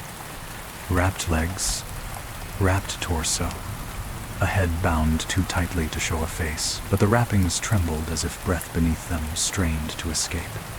It wasn't rushing. It was emerging, claiming space that had waited too long. I staggered backward. The footprints behind me mirrored the motion, stepping in perfect sync, as though some invisible figure guarded my retreat. The wrapped thing ascended another rung, and another, close enough now that the glow illuminated the edges of its face, or what should have been a face. The linen there was stretched, pulled taut not by decay, but by something pressing outward from within, as if the shape beneath yearned to be seen. Then the head tilted, not toward the ladder, toward me. The bindings over its mouth fluttered, lifting with a faint, inward breath. A whisper escaped. "You heard us." It wasn't a question. It was recognition. The hum rose to match its breath. The desert floor vibrated. Small avalanches of sand rolled down the walls of the shaft. I stumbled again, retreating farther from the edge. Instantly, the footprints behind me shifted, no longer following, blocking, as if preventing me from turning away. "Stay back," I shouted, my voice thin and strangled. The wrapped figure paused on the ladder. Then, slowly, with a precision that chilled my bones, it raised its other hand, the one not gripping the rung, and pointed upward toward the surface. Toward me. The glow pulsed once. A command. A summons. A memory. The ground shuddered harder. The beams strained, wood groaning under a weight that wasn't yet fully emerged. The hum deepened until it felt like another heartbeat in my chest. I stepped back again. The footprints followed, not blocking the way now, but herding, positioning me, guiding me toward the far side of the excavation pit, where the sand was loose, disturbed, as though something had recently shifted beneath it. My breath hitched. "What do you want?" I whispered. The wrapped head lifted, linen stretching with the movement. A voice answered from everywhere at once, from the shaft, from the sand, from the empty air around me. "To return what you took." "I didn't take anything," I whispered back, though my voice trembled with doubt. The answer hummed up from beneath the earth. Knowledge. The glow surged. The figure climbed another rung. 3, 2, 1 more, and it would reach the surface. The footprints closed in around me, forming a half circle, an invisible crowd assembling to witness. I turned, desperate, scanning the camp for any sign of help, any figure, any light. But the desert had darkened. Sunset swallowed too soon. Night fell like a curtain dropped by unseen hands. The only light left was the pale glow rising from the shaft, and the voice rising with it. "You came back, so we can finish." My breath snagged in my throat. The wrapped hand reached the rim of the shaft, and the sand behind me rose, as if another shape were standing up from beneath it. The wrapped hand hovered at the rim of the shaft, fingers trembling against the wooden beam as if testing the air. The glow pulsed around it, faint, warm, almost gentle, not the cold, devouring light of something hunting, but the soft sheen of something that had waited too long and finally reached the surface. Then it stopped. Completely. The hum that had filled the desert floor fell silent in the same instant, as though a switch buried beneath centuries of sand had been turned off. The footprints surrounding me dissolved into loose grains, collapsing inward without a trace of shape or intention. The trembling beneath my boots eased until the earth felt still again. I waited for another step, another whisper, another command. Nothing came. Instead, the wrapped hand slowly withdrew from the rim, disappearing back down the ladder. The pale glow weakened, sinking into the shaft like a fading ember. The dragging of linen softened, then faded altogether. Even the wooden beams relaxed, their strained creaking settling into the natural size of old timber. It was as if the ascent had never begun. I stood alone at the edge of the shaft, my breath fogging faintly in the cooling air. The desert wind returned, the actual wind, rushing past my ears with a familiar dryness. The sand settled. The world resumed. Relief broke over me like a tide. I stepped forward cautiously and peered down the shaft once more. Nothing moved. No glow. No sound. No whispers. Just the still, unbroken blackness of a long abandoned excavation corridor. Maybe it had changed its mind. The idea felt absurd, yet comforting. Perhaps the voices had sensed my fear. Perhaps they had realized I wasn't ready. Or perhaps my favorite lie, the entire encounter had been a hallucination brought on by lack of sleep and everything that happened at the museum. A laugh escaped me, thin, shaky, but real. My knees weakened with sudden exhaustion, and I collapsed onto the nearest sandbag. The grains inside shifted, soft and grounding. My heartbeat steadied. My mind cleared. I was alone. Safe. The desert was the desert again. The stillness became almost soothing. I stayed there for minutes, maybe longer, letting the cool night settle on my skin, letting the ordinary sounds of the world fill in the blank spaces that fear had carved. The rope ladder dangled quietly, swaying only when the wind stirred. The sand around me lay undisturbed. The sky above eased into twilight, dark blue spreading like ink. No more tapping, no more dragging, no more voices. Nothing called my name. For the first time in what felt like days, I breathed deeply, a slow, steady inhale. The scent of resin was gone. The smell of ancient linen gone. Only desert air remained. I stood, brushing sand from my trousers. Maybe it really was over. I stepped away from the shaft.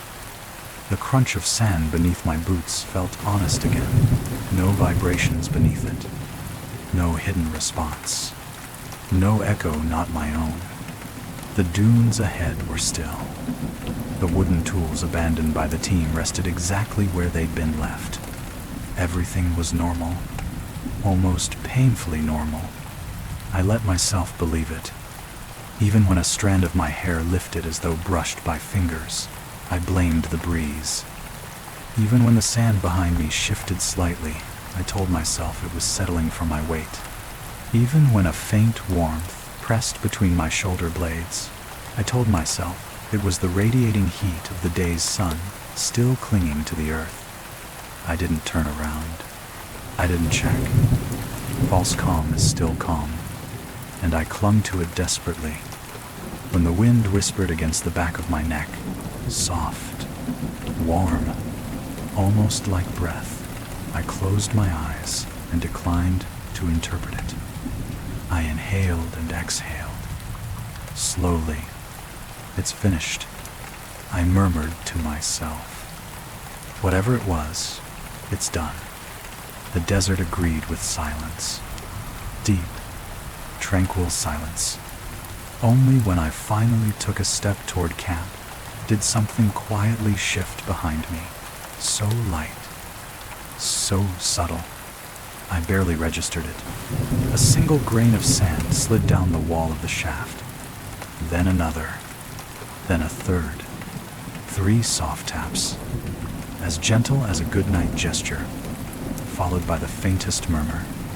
Far below, but unmistakably real. Not yet. The 3 soft taps echoed and faded, lost somewhere in the throat of the shaft. I remained perfectly still, unable to decide whether they were real or merely the residue of dread lingering in my ears.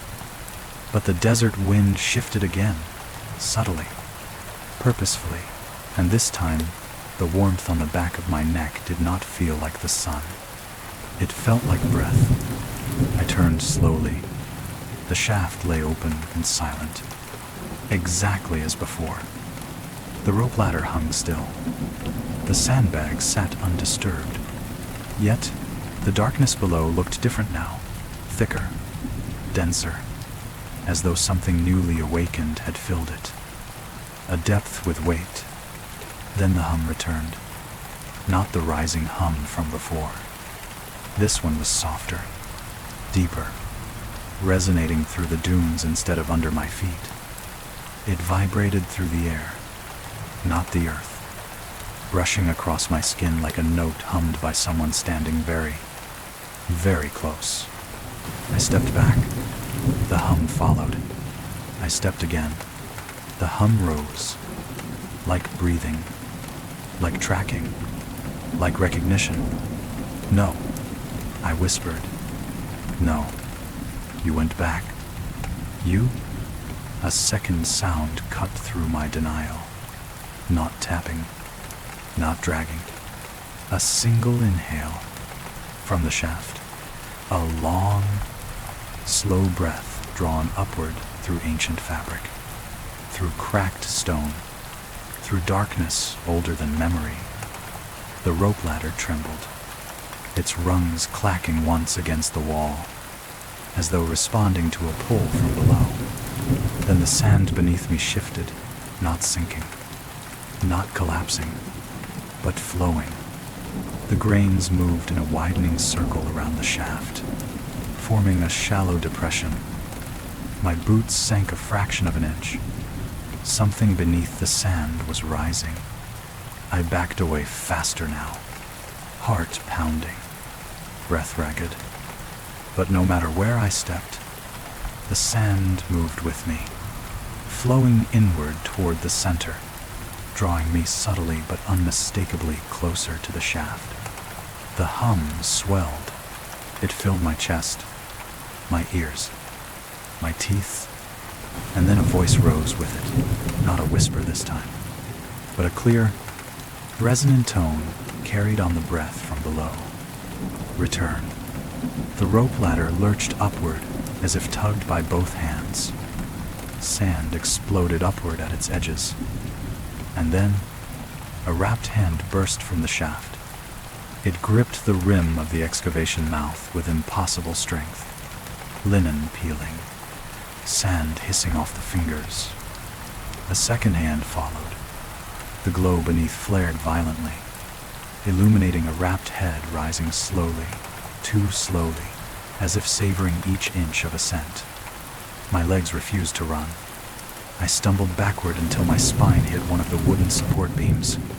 It groaned under my weight, dust falling in loose trails, but I didn't dare move away.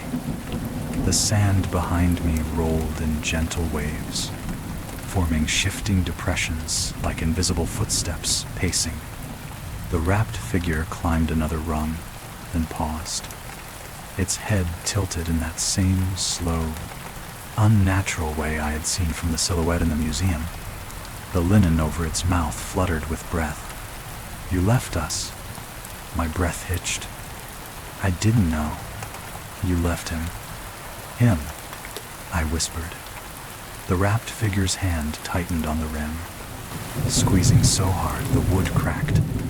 "Behind me," the sand answered, a second presence rising. No form, just pressure, and another voice. Younger, clearer, the same voice from the museum radio. "He marked you."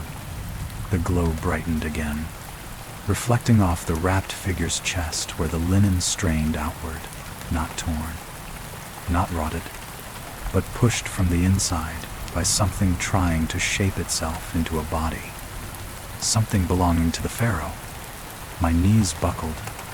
No, I'm not part of this. I'm not. The wrapped figure inhaled sharply, linen stretching as the breath filled its hollow form. "You saw the writing." The sand vibrated beneath my boots. "You read the name." The glow surged. "So you belong." The last word hit me like a blow.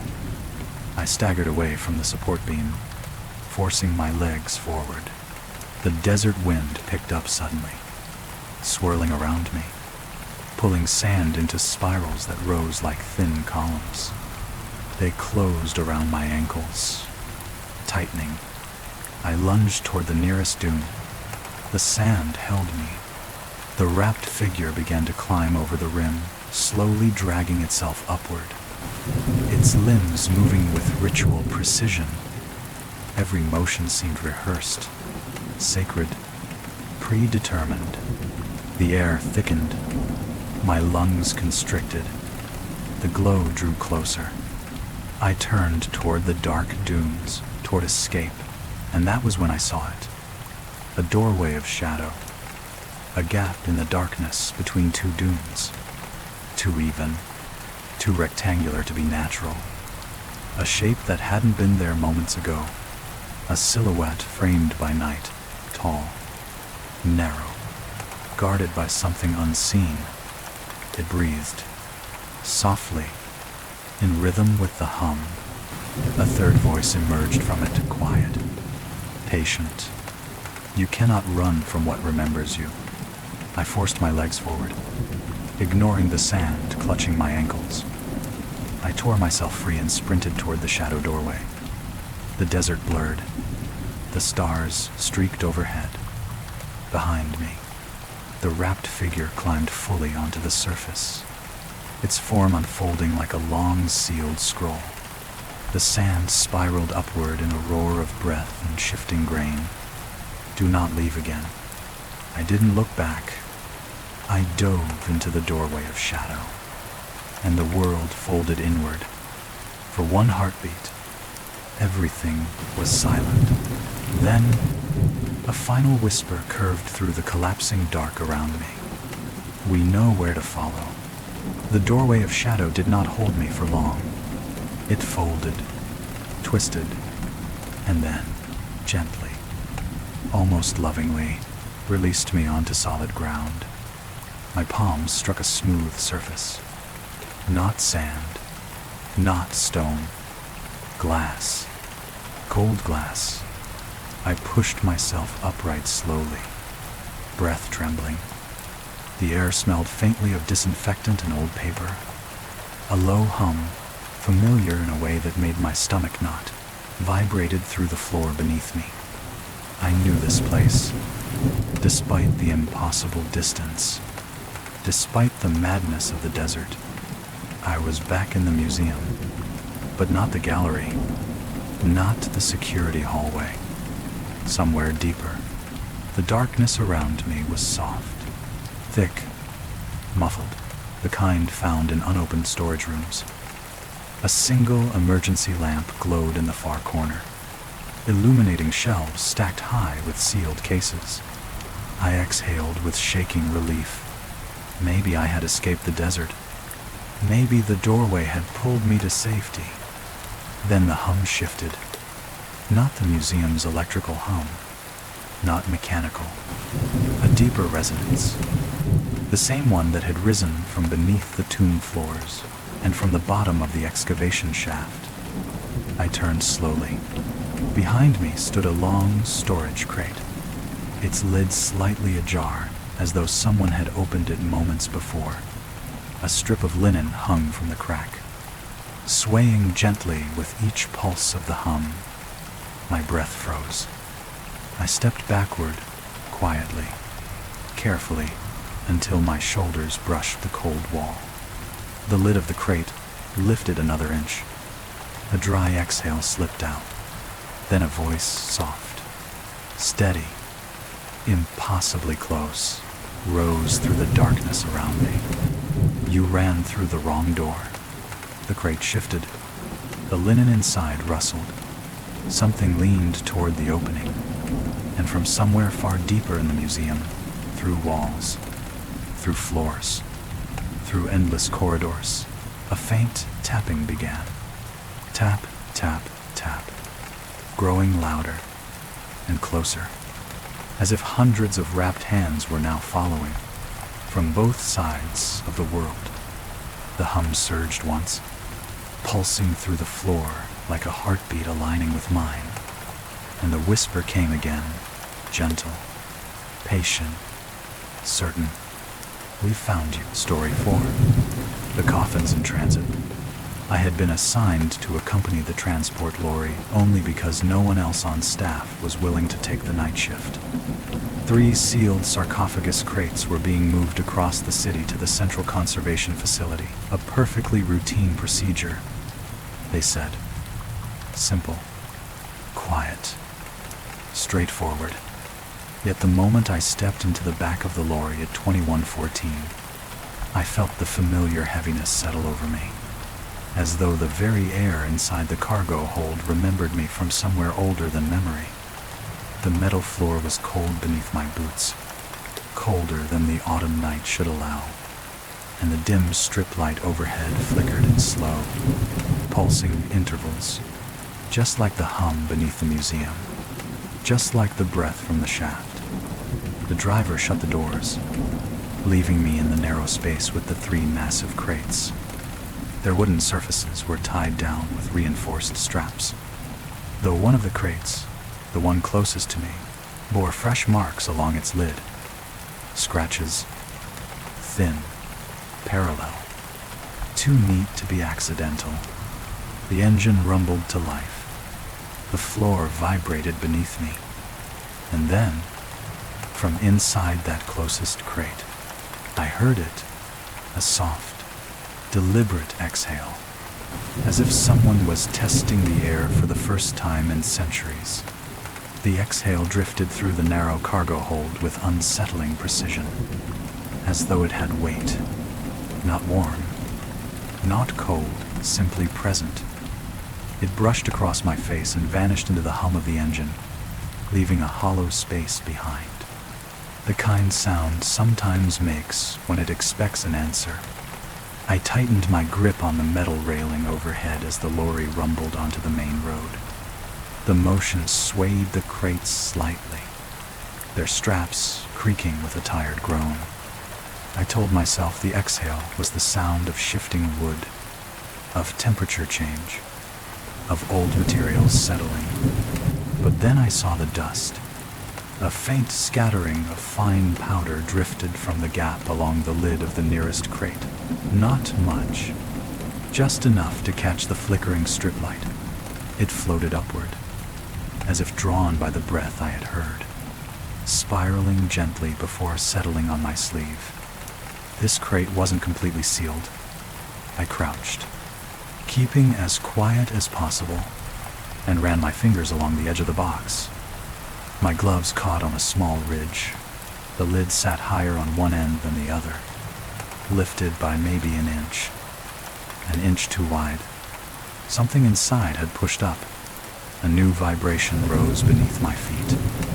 Not from the road, not from the engine. A slow, rhythmic tremor, almost like a second machine running beneath the floor. Off-tempo, out of sync. Hum, pause, hum, pause. A breathing rhythm. I swallowed hard and shifted my torch to illuminate the crate more fully. Though the interior was hidden, the upper wood panel bore markings I hadn't noticed before, parallel scrapes, almost decorative in their symmetry.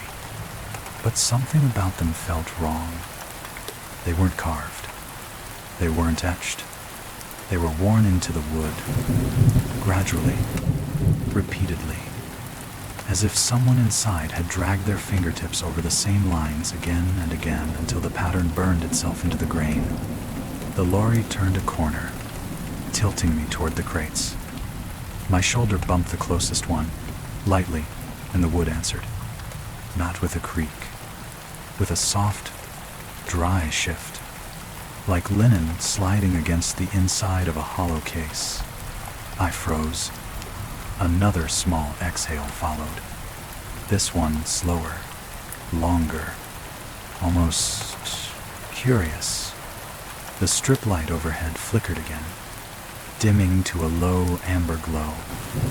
In that thin, pulsing light, I noticed something else, a smear of dust on the metal floor beneath the crate. A trail, faint, barely visible. It led toward me, as if the crate had moved earlier, only slightly, but toward where I stood. I looked toward the front end of the cargo hold, toward the shut doors, half hoping the driver had hit a bump or braked too sharply. Something mundane to anchor me. But the movement of the lorry had steadied. The world outside hummed normally. Only the crate breathed. I forced myself to stand, though my knees protested. The dust on my sleeve, the same faint powder drifting from the lid's gap, glimmered softly under the flickering light. It wasn't normal dust. It shimmered with a fine, almost metallic sheen. Resin, preservation powder, old ritual materials, the kind used in embalming. The tremor beneath the floor deepened. Hum, hum, not breathing. Heartbeat, a heartbeat under the crate. I felt the metal beneath my boots pulse with it, rising gently through the soles, vibrating into my ankles. aligning with my own pulse until I couldn't tell which belonged to me. I stepped back. Immediately, precisely, the heartbeat skipped. Just once. And then, something inside the crate shifted its weight. A low drag. A soft scrape. Cloth against ancient wood, followed by a whisper so faint I couldn't be certain it was real. Not far now. The lorry continued down the long industrial road with a steady rumble, but the noise of the engine felt increasingly distant, pushed away by the slow, deliberate heartbeat rising from the crate. It pulsed beneath the metal floor, sinking and unsinking with the vibrations of the vehicle, as if testing which rhythm belonged to which body. Thump, hum, thump, hum. I backed toward the opposite wall of the cargo hold, pressing myself against the cold metal as though it might anchor me. The strip light above flickered once more, dimming until only a thin thread of light remained, swaying with the vehicle's motion. Every time it brightened, the inside of the nearest crate gleamed slightly, as if something inside shifted to meet the light. Then the heartbeat changed. It didn't grow louder, it grew closer. The vibrations traveled up the crate's wooden panel, running along the grain like fingertips brushing from the inside. The wood flexed subtly, breathing in and out with each pulse. I watched the straps tighten and loosen along with it, creaking quietly, as if resisting a slow, patient pressure. Then the heartbeat paused entirely. The silence that followed was not relief. It was the space before a new sound. From inside the crate came a soft crack, wood adjusting, age shifting, perhaps linen settling, then another, then a longer one. Crack, crack, Kirker. The lid lifted a fraction of a millimeter. I saw it. Barely. The slightest rise on the left-hand corner. A breath-length movement.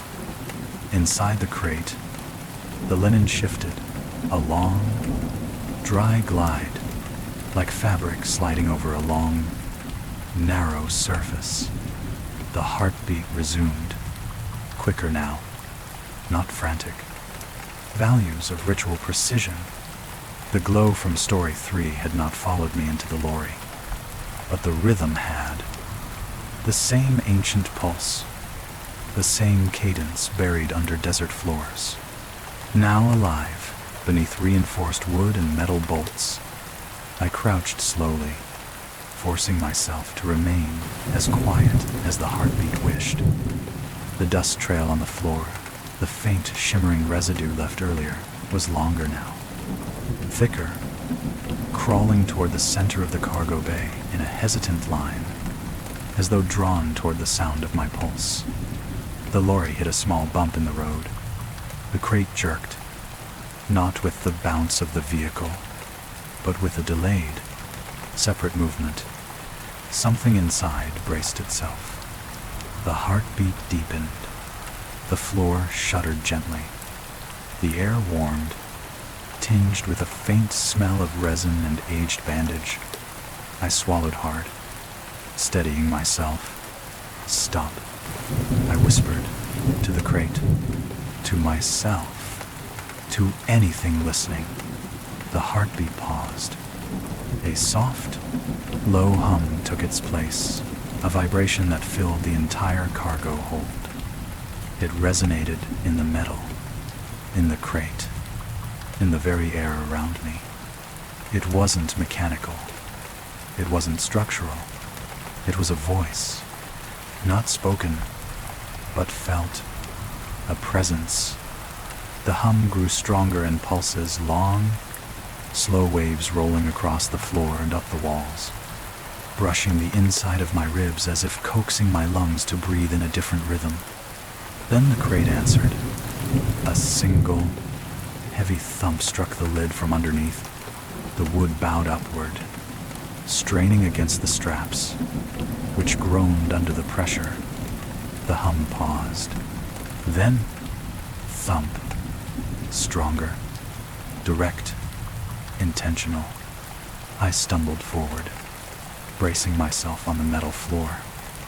The hum vibrated harder now, matching the heartbeat until the entire cargo hold felt like a single, shared chest cavity. The lorry slowed. Maybe a red light, maybe traffic, but the timing felt wrong, as if the driver was slowing, because the crate asked him to. The heartbeat rose. Thump, thump, thump, thump, thump, thump. A rising ritual of motion and breath. The strip light flickered again, brighter, revealing something I could no longer deny. The lid of the nearest crate was no longer flush. A wide gap, almost a full inch, had opened along the left side.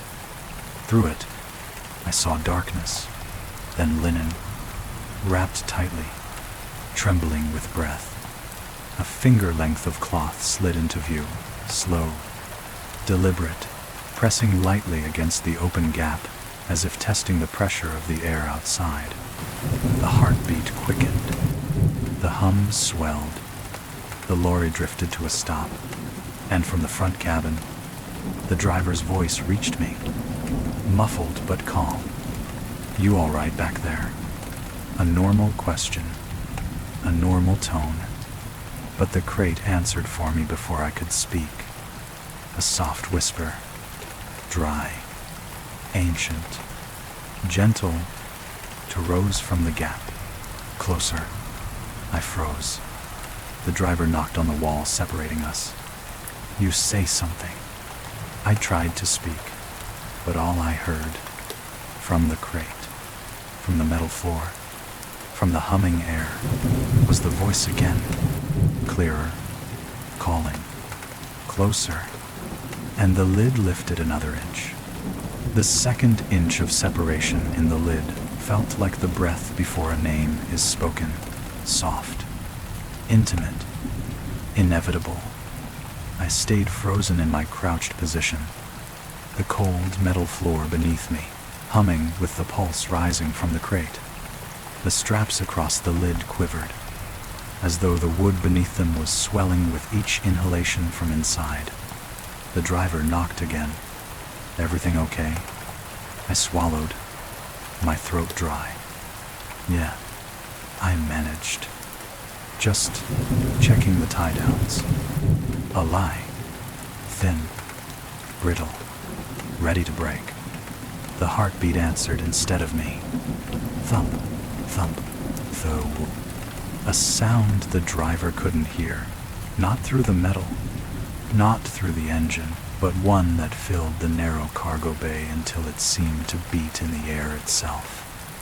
Sinking with the flickering of the strip light, the lorry started moving again. A slow roll forward, and inside the crate, the linen moved. Not loudly, not violently, just a soft, steady shifting, the kind a person wrapped too tightly might make if they were trying to wake their limbs after a long sleep. I watched the bandaged shape slide closer to the gap, brushing the underside of the wood. Then, a fingertip appeared, a single, narrow shape, wrapped tightly in aged cloth. It pressed gently against the lid's inner lip, testing the light seeping through, testing the air, testing me. The strip light flickered brighter. Dust rose in tiny clouds around the crate. The heartbeat grew louder in my ears, vibrating through my bones rather than through the floor. I felt it in my palms, in my ribs, at the base of my skull. I stood slowly, every movement deliberate, afraid that any sudden motion would cause the hand in the crate to react. The fingertip retreated, then pressed forward again, firmer this time. The lid lifted another fraction. A second finger emerged, then a third, moving side to side, brushing the gap as though searching for the right place to pry. I took another step back, The heartbeat paused. The fingers froze mid-motion. Then, as if in direct response to my retreat, the crate shifted, half an inch across the metal floor, toward me. One soft drag, wood against steel. My breath hitched. No, please, don't. The heartbeat resumed. Faster, hungrier. Thump, thump. Thump, thump. The linen-shrouded fingers curled, gripping the underside of the lid. And then I heard it. A whisper. Not from the crate itself, but from the floor beneath it, as though the metal was speaking. You ran from the tomb. I shook my head violently. I wasn't trying. The crate shifted again. Another inch, drawn forward by something inside, as though pulled along the floor by invisible hands. The heartbeat hammered louder, but beneath it, beneath everything, I heard something else. Breathing. Long, slow, patient. Not one breath. Two, maybe more. Layers of breath. My spine pressed against the cold wall of the cargo hold. Hands trembling as I tried to steady myself against the vibration running through the lorry's frame. A second whisper rose. This time from the straps holding the crate down, vibrating along their lengths like taut strings. You saw his chamber. Fingers tightened on the lid. The heartbeat paused again. This pause was different. A held breath before a word. Then the lid lifted an inch more, enough for the faintest sliver of darkness to spill out. Inside the crate, torn linen rustled, a slow, unwrapping sound, like layers shifting without hands. And the voice, now very close, breathed through the gap. He remembers you. The heartbeat pounded through my chest so hard it felt like something was trying to match the rhythm from inside. I pressed myself flatter against the wall, desperate for distance. But I couldn't run. The cargo doors were locked from the outside. The only exit was the front cabin, behind another barrier. And the aisle between me and the crates was narrowing as the wood moved closer. The lorry hit another dip in the road, and the crate opened itself further. This time, the lid lifted a full 3 inches, enough to reveal the top curve of a wrapped head beneath. It did not rise. It did not lurch. It simply waited, breathing, patient, remembering. The linen shifted slightly. A hollow indentation formed where the mouth should be, as if a breath were being shaped into speech. I whispered, "What do you want?" The heartbeat stopped, and in the stillness, the voice from inside the crate answered with unbearable softness. The dry, ancient murmur. To finish what began when you opened his door. The lid moved again, further, further, until the wrapped figure inside began to sit up. The wrapped figure froze halfway in its upward rise, as if interrupted by a thought older than breath. The heartbeat that had been thundering through the cargo bay softened into a slow, distant thrum, not gone, but receding, slipping deeper beneath the wooden ribs of the crate.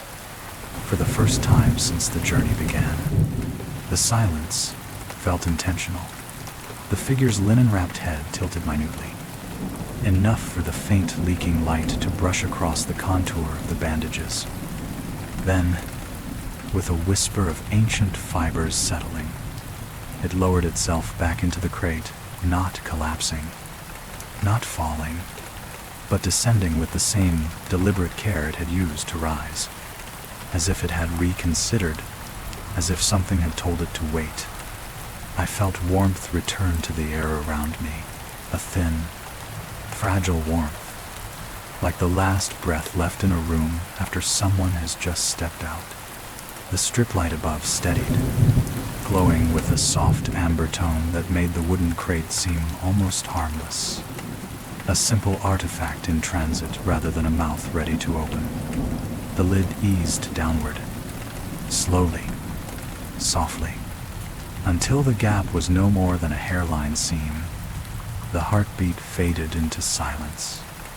Even the hum withdrew. I braced myself against the wall, breathing hard but quietly, afraid to break the delicate equilibrium. My hands tingled, my legs weak, but my mind latched onto the stillness like a drowning person clinging to driftwood. Maybe, just maybe, it was over. The lorry rumbled gently along the road. Nothing unusual in its motion now. Ordinary vibrations, ordinary sounds, the familiar, mundane noise of cargo in transit. The kind of background ambience that should never have felt like a blessing, but now did. I slid down the wall to sit on the floor, keeping my eyes locked on the crate as if looking away might invite movement again. Minutes passed, or seconds, or hours. Time felt thin. The crate remained closed, silent, still. I let out a breath I hadn't realized I'd been holding. "You're okay," I whispered to myself. It stopped. Whatever it was, it stopped. The words tasted weak, but they steadied me. The lorry slowed. A turn. A longer road. Normal. I began to believe the figure inside had simply returned to sleep. That perhaps it had awakened only because the journey disturbed some hidden tension, a momentary lapse, a glitch. I even dared to push myself back onto my feet. The crate didn't react. Another small reassurance. The driver called back through the intercom hatch. Cheerful, unaware, nearly there. Smooth ride. I almost laughed at the absurdity of the understatement. "Yeah," I replied. "Smooth enough." My voice didn't shake. That alone felt like a triumph. I turned briefly toward the opposite wall, letting my muscles stretch, letting my breath settle between my ribs. The hum of the road lulled me into the first hint of calm I'd felt since the excavation site. It wasn't peace, not truly, but it resembled it, held its shape well enough to fool my instinct. For a fleeting moment, I believed I might step out of this lorry alive and unchanged. Then something shifted. Not behind me, not inside the crate, under the crate. A soft, gentle tap against the metal floor. Just one. Light as a fingertip brushing a drum. I spun. The crate hadn't moved. Another tap followed, from the far end of the cargo bay. Then another, closer, a slow, wandering rhythm, not coming from the crate at all, but traveling across the floor, stopping exactly where the dust trail had ended earlier. And then it happened.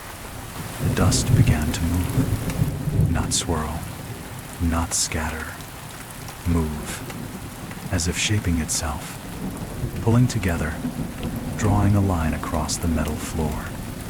A thin streak, a curve, a hook, then another line intersecting it. A symbol, one I had seen in the tomb, and on the tablet in the museum, the symbol that meant return. My chest tightened again, painfully, sharply, as the dust formed a second symbol beneath it. A name. My name. The tapping stopped. The dust settled, perfect and still. Nothing else moved. The crate remained silent.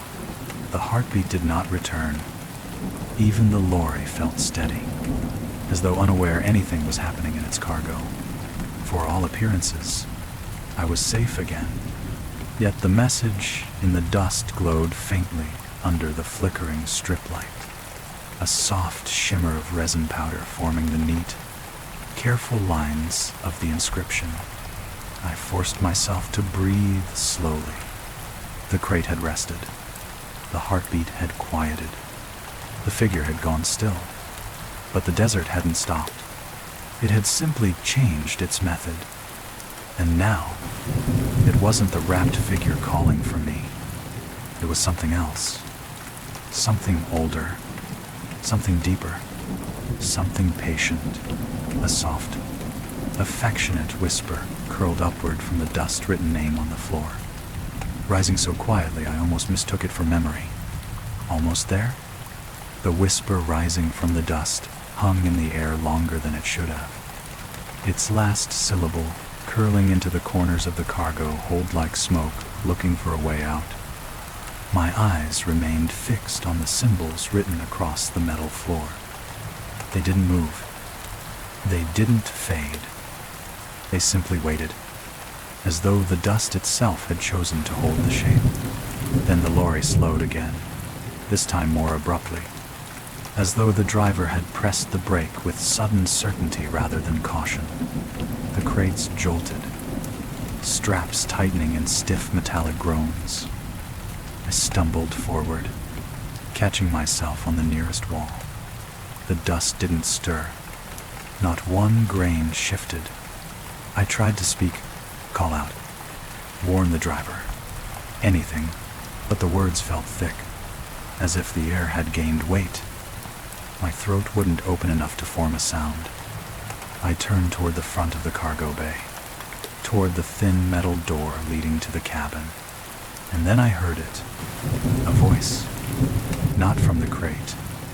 Not from the dust. Not from the floor. From the driver's side. A quiet, trembling mutter. Not supposed to stop here. He sounded confused. Or frightened. Or both. The lorry rolled to a full halt. The hum beneath the chassis changed. Not the engine. Something else. A resonance I now recognized. Deep, column-like. As though a breath were traveling through a hollow made of stone. A tomb hum. The same timbre that haunted the shaft. The same that rattled the museum under its floors. It was here now. Below the lorry. The driver's door slammed open. Boots hit the asphalt. But instead of footsteps approaching my cargo doors, I heard rapid movement receding. Running. Running away. Then silence. Silence so complete it pressed against my skin like a second layer. I moved to the cargo doors, hands shaking as I pushed against the metal. But they didn't budge. They were locked from the outside. My pulse hammered in my ears. Then, a new sound. A slow, deliberate scrape. Not from the crate. From the very center of the cargo hold, the dust-written symbols began to shift. Not scatter, not blur. Shift. Each line rearranged itself with eerie gentleness, curving, stretching, folding inward until the original inscription vanished, replaced by something new. A doorway, drawn in dust. A perfect rectangle, glowing faintly with resigned dusted shimmer. Within it, the dust swirled, slow and thick, almost like a darkened window waiting for someone to look through. The hum deepened. A hollow breath rose through the metal floor. The crate shuddered, once, not as if waking, but as if acknowledging something older had entered the room. The lid did not rise. The figure did not sit. It remained perfectly still, obedient, waiting. Whatever commanded it was now here. The dust door glowed faintly. A thin slit of shadow opened in the center, a vertical line of pure darkness, widening gradually. I stumbled backward, pressing against a crate on the opposite side. My palms stung. My breath tangled. No, stop. The shadow widened, and from its depths, a figure stepped through, not wrapped, not bound, a shape composed entirely of darkness and breath, rising like a silhouette freed from a body. Its edges wavered like smoke underwater, its height shifting subtly with each pulse of the hum. It had no face, but it looked at me. The temperature dropped instantly. My teeth clicked once from the shock. The shadow glided forward, breath rolling from it in warm, ancient waves. Not cold, not dead, awakened. When it spoke, it did so through the dust, the crates, the metal, the very air around me. You carry what is ours. My throat tightened. I never took anything.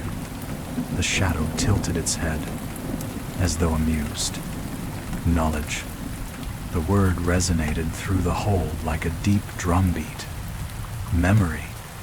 Another pulse. Access. My legs buckled. You opened his door. The voice continued, calm as a recitation. And through you, we continue.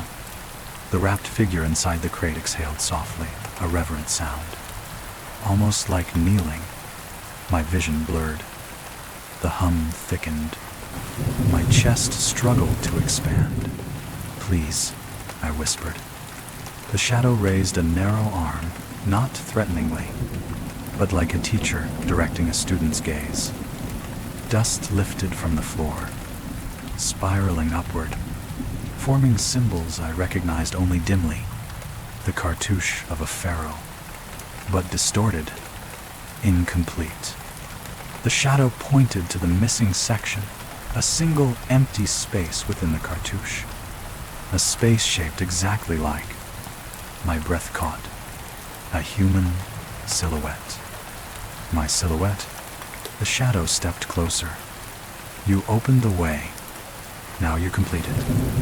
The dust door behind it flared, widening into a deep, swirling tunnel of darkness and sand.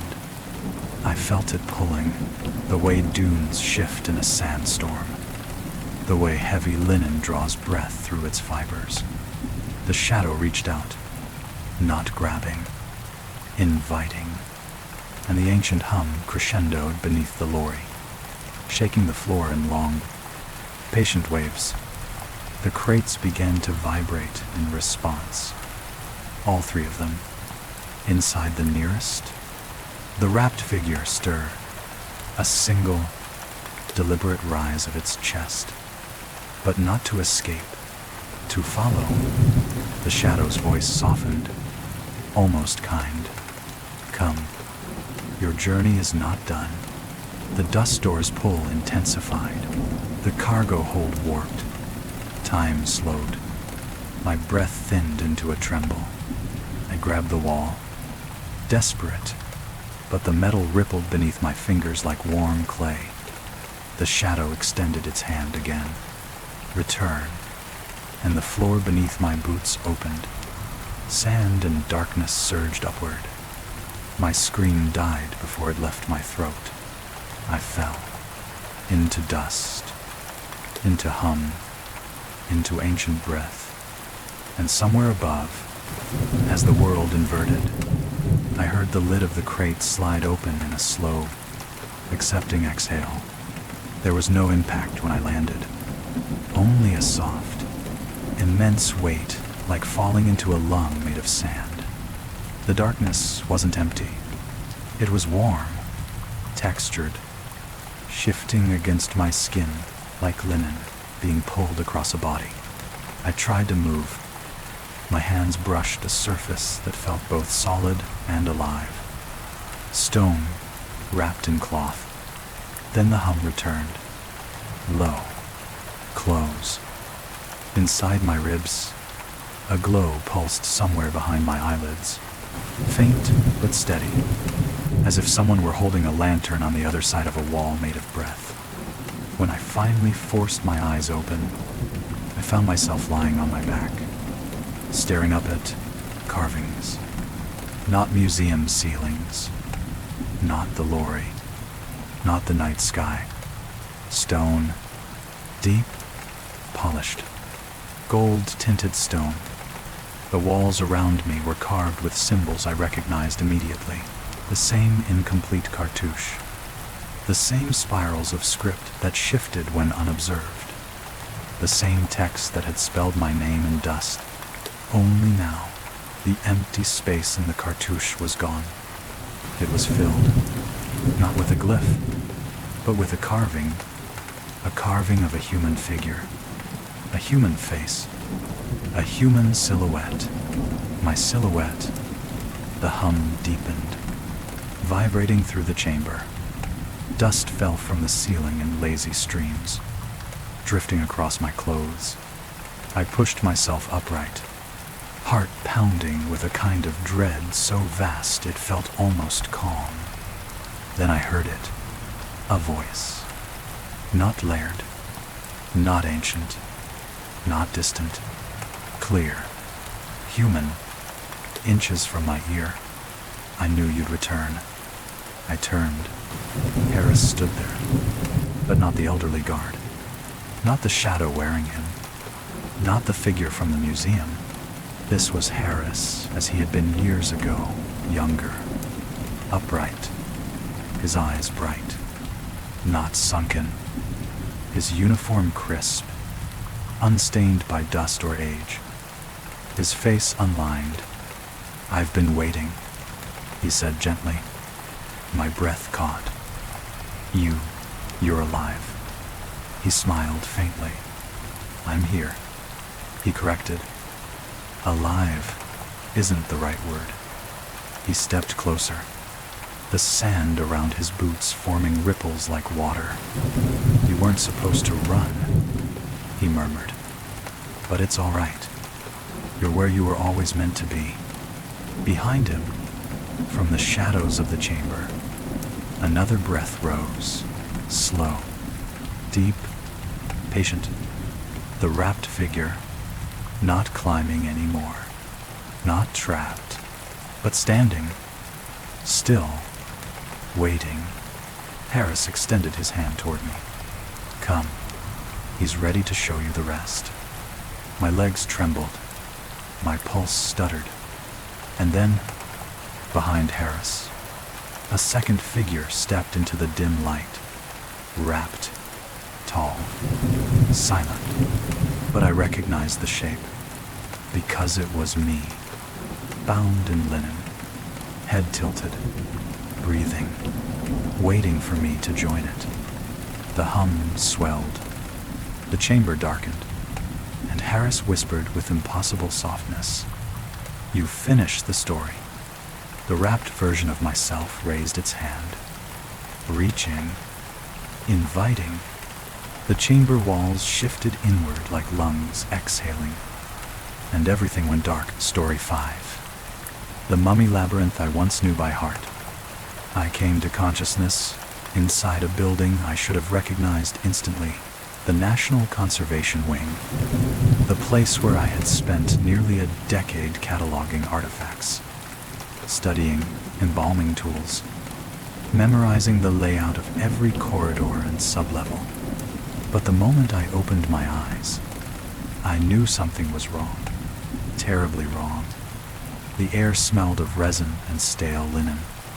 The lights overhead flickered in a slow, deliberate rhythm, almost a heartbeat. And the corridors I once navigated blindfolded during late-night audits, no longer aligned. Walls met at impossible angles.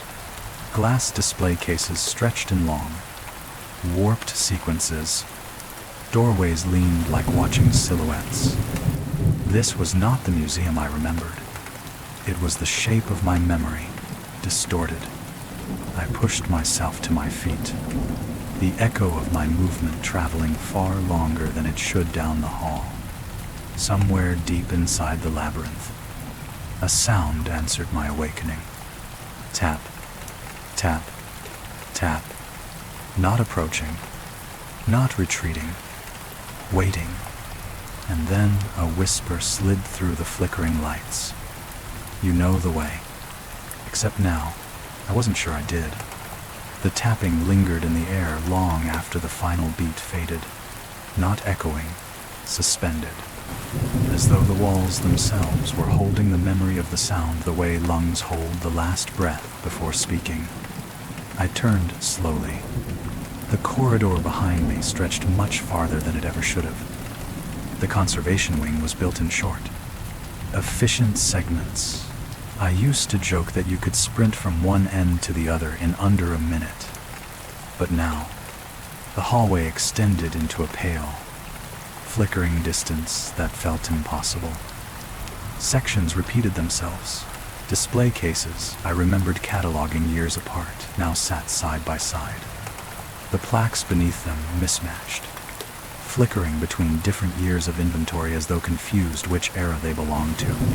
My heartbeat rose, soft but urgent, matching the slow flicker of the overhead lights. I whispered into the stillness, "Hello." The silence that followed wasn't empty. It listened. I moved forward cautiously, fingertips brushing the glass of the nearest display. The surface was cold, colder than it had ever been in the temperature-regulated halls. My touch left a faint smudge of condensation, even though the room wasn't humid. As I leaned closer, something inside the case shifted. Just a twitch. A corner of linen lifting, then settling again. I pulled my hand back sharply. The linen stilled, innocent, but the tapping resumed. Tap, tap, tap. Familiar now. Measured, like a knuckle on ancient wood. I followed it. The corridor bent in a place where it shouldn't exist, an angle that would have broken the building's structural plan. A soft draft brushed my cheek as I rounded the corner, carrying with it the scent of old oils and charred incense. I recognized it immediately. The embalming chamber. But that room was 3 floors below. I reached out and touched the nearest wall.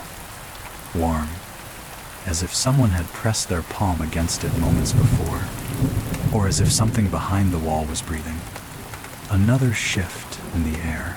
This one, a soft, dragging sound, like fabric trailing across tile. My skin tightened. I turned toward the sound instinctively, expecting movement in the dim hall. Nothing. Then, on the floor near the corner, I noticed something I hadn't seen before. A line of footprints.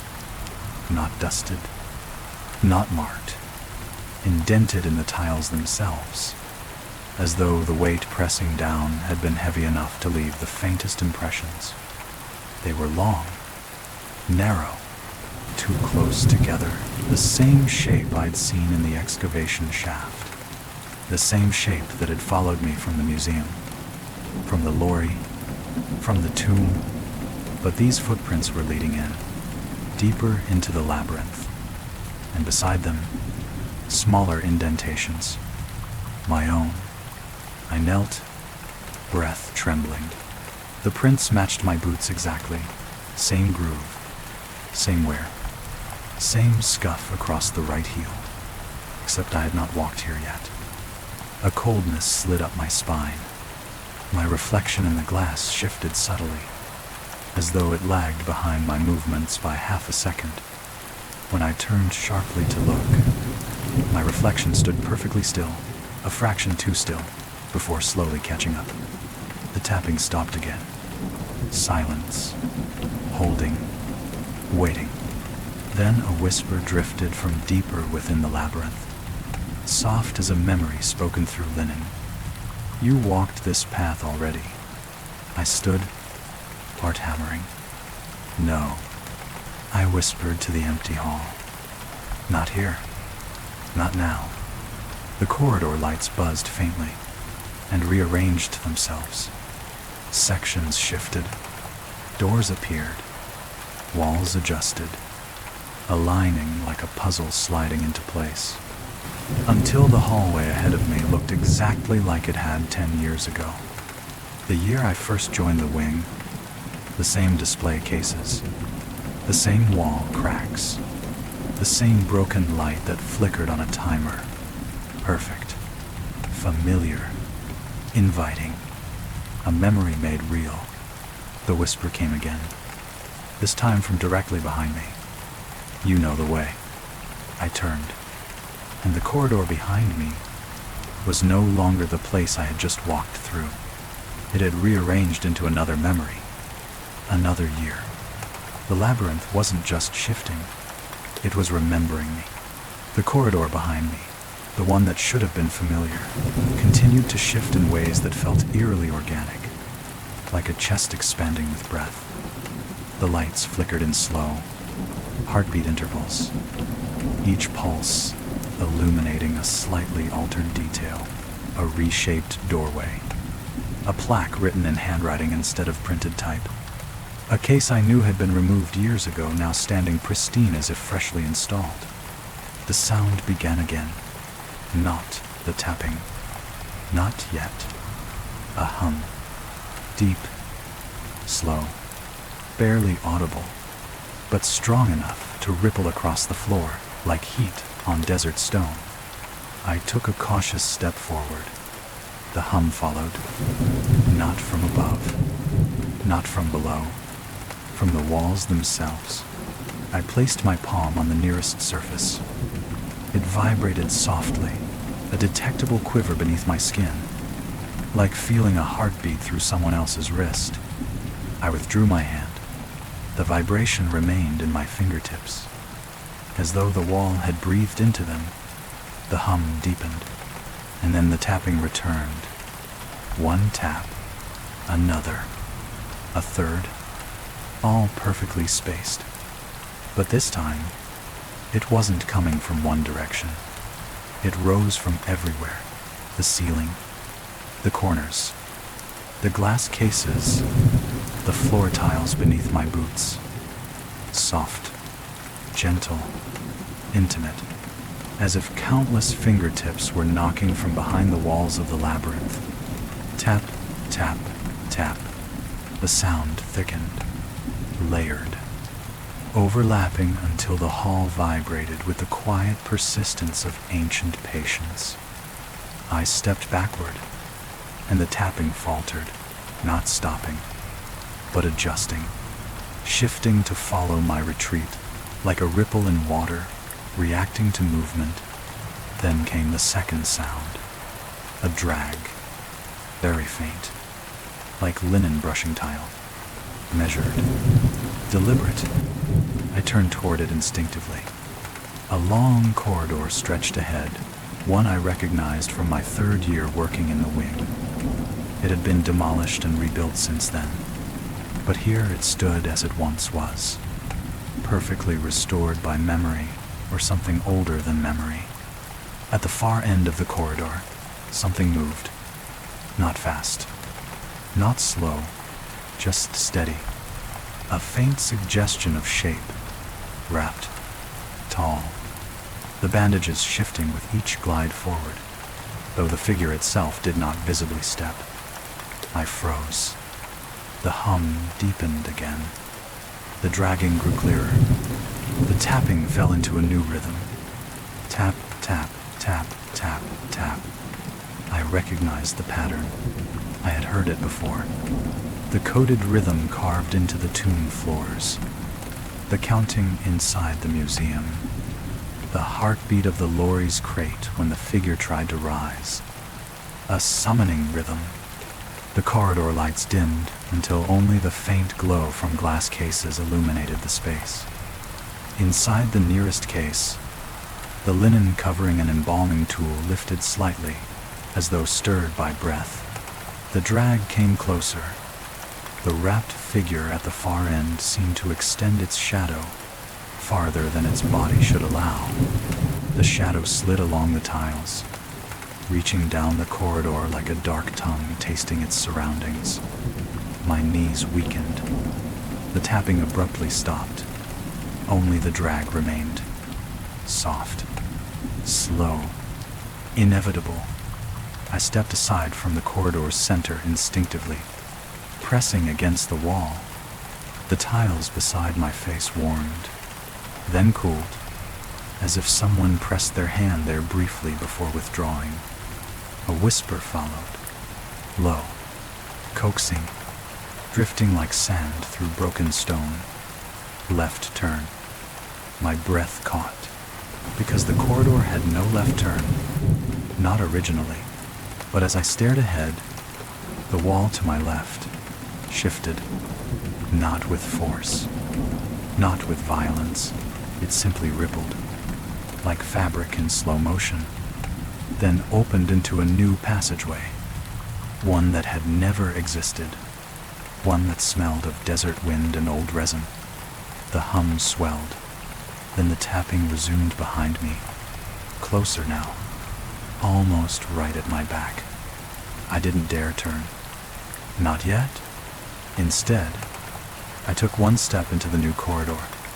It was darker here, the lights barely functioning, their flicker faint like a candle in deep sandstorms. The walls were smoother, the cases fewer, the hum stronger. The labyrinth wasn't rearranging around me. It was guiding me. Every stone, every corridor, every breath, all of it remembering my steps, my fears, my stories, and reshaping itself accordingly. Another whisper came from somewhere deep in the new passage. Deeper. I felt the drag behind me shift direction, as if the wrapped figure had obeyed too. The tapping quickened, a soft avalanche of knuckles against walls and glass, like an unseen procession following me down a hall I once memorized but no longer recognized. In the distance, something metallic rolled slowly across the floor. A cart, a tool tray, an offering table on wheels. The sound echoed far too long for the size of the object. I exhaled shakily. The labyrinth was no longer a place. It was an answer, and the dragging figure approaching from behind sounded hungry to reach me. The dragging sound behind me changed, not faster, not harsher, simply closer, as though whatever followed had finally aligned itself with the same corridor I had just entered, and now only needed to continue forward. I pressed my back to the wall, moving in slow, measured steps, trying to keep my breathing shallow and even. But the air in this warped museum felt thick, almost textured, like I was inhaling the dust of centuries with every breath. The ceiling lights flickered in slow, syrup-like pulses. Each dimming cast the corridor into soft shadow. Each brightening stretched every silhouette longer, like ribs widening beneath a shroud. Then I heard it, a breath, not from behind, from ahead. I stopped immediately. The corridor curved slightly, the walls leaning inward as though listening. The breath drifted from around that bend steady, deep, patient. The kind of breath something makes when it has waited a long time and finally senses movement. I took one more step toward the bend. Before I could lean around it, a single tap cracked the air. Not echoing, not directional. It came from right beside my ear. I spun in panic. No one stood there. Only the floor, marked now with a line of long, narrow footprints. They hadn't been there seconds ago. They appeared one by one, with unnatural precision, each print deep as if pressed by tremendous weight. The lights flickered again. A new print appeared. Another. They weren't noisy.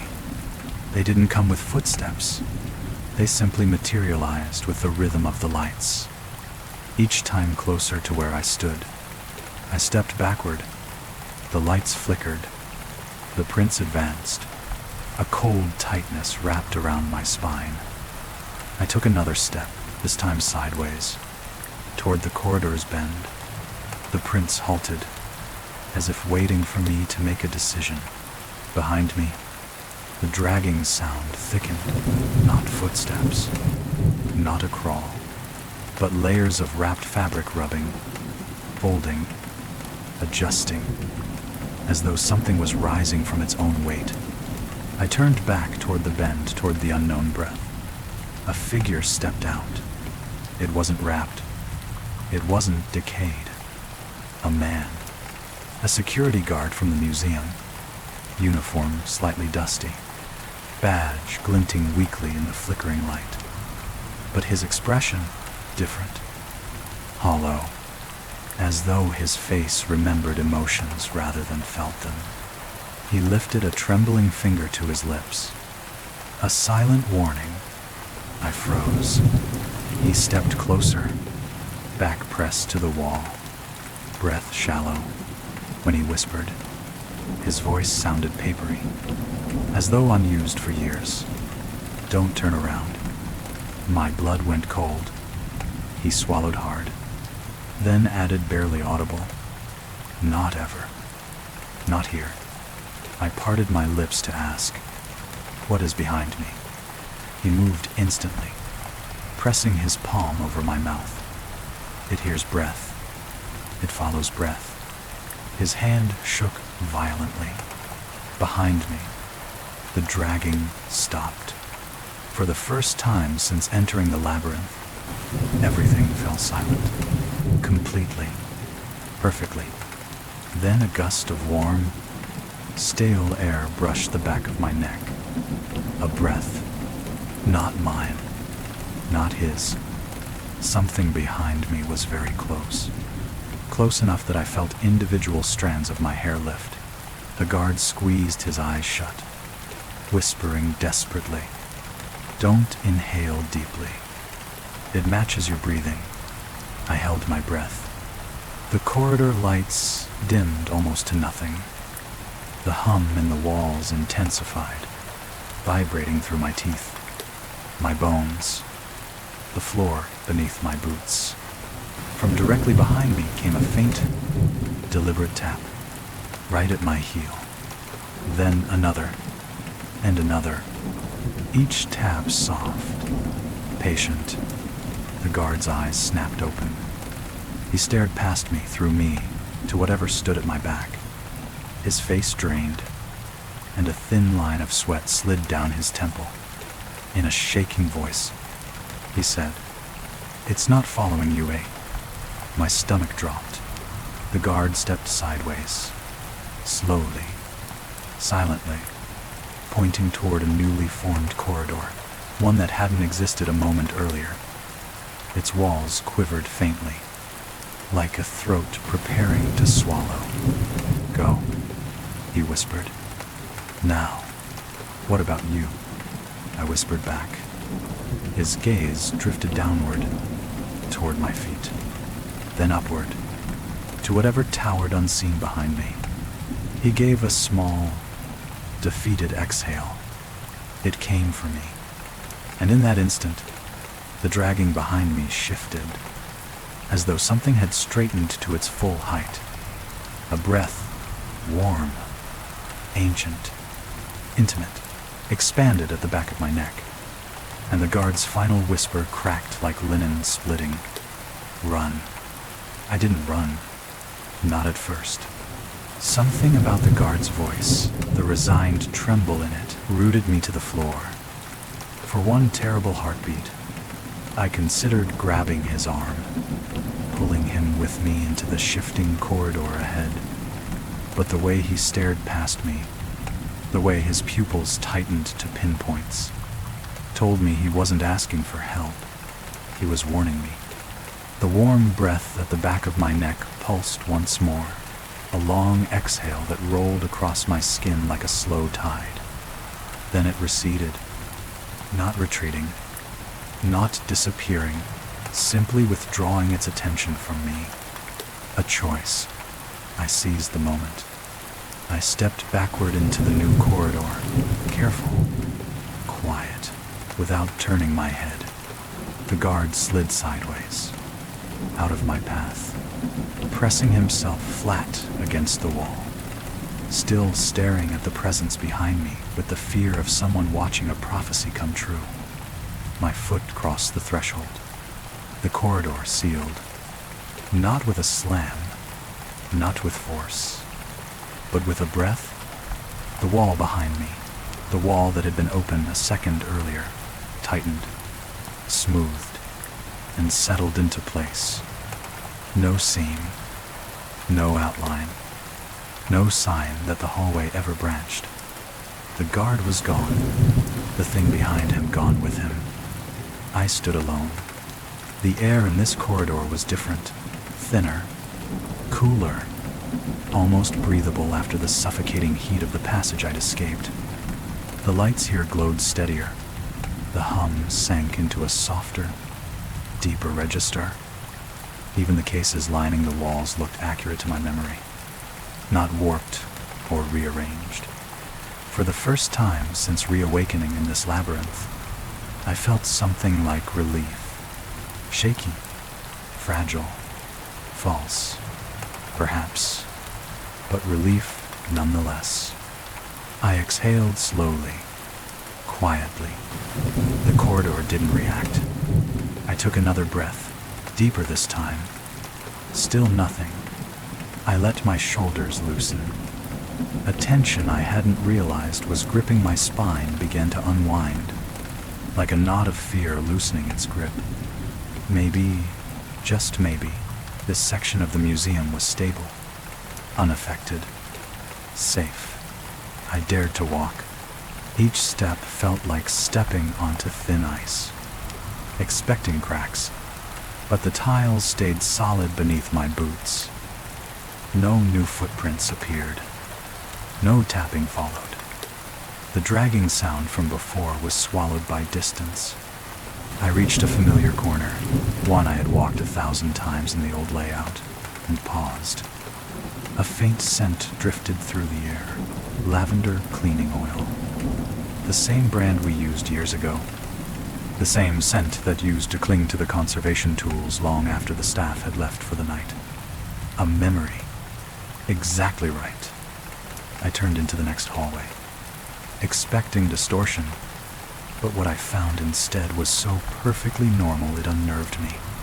The light was steady, the glass cases clean, the plaques legible, the floor spotless except for the faint shine of polish. I saw the embalming toolkit I once handled displayed exactly as it had been, same arrangement, same lighting angle.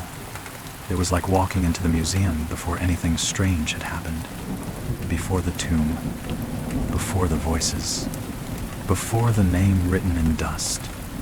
I approached the toolkit case. Inside, nothing moved. No linen shifting.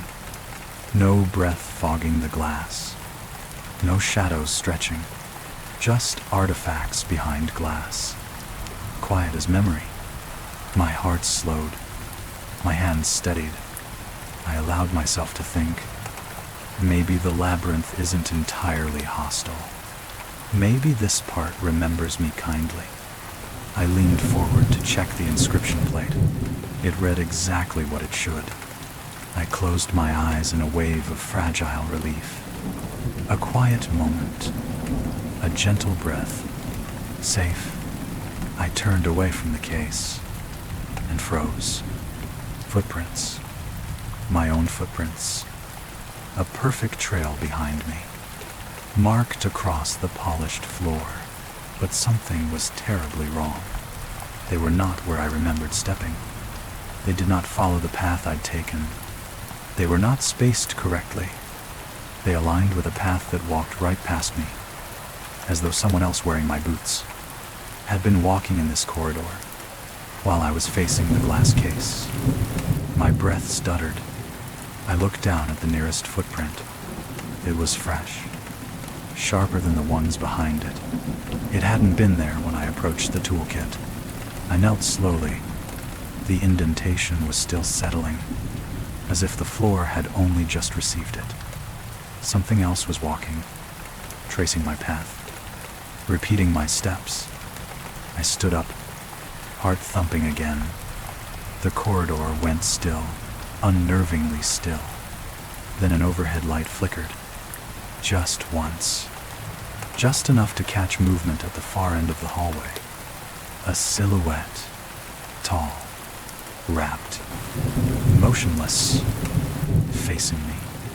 But it wasn't the shape that froze the blood in my veins. It was the ground beneath it. A pair of footprints appeared in front of the wrapped figure. Then another. Then another. All with the exact shape of my boots. The wrapped figure never moved. It only watched, while the footprints walked toward me, step by step, quiet, steady, wrong. And then a whisper rolled along the hallway, brushing the back of my neck like a finger dragged through dust. You didn't escape. You only stepped aside. The footprints advanced without a sound.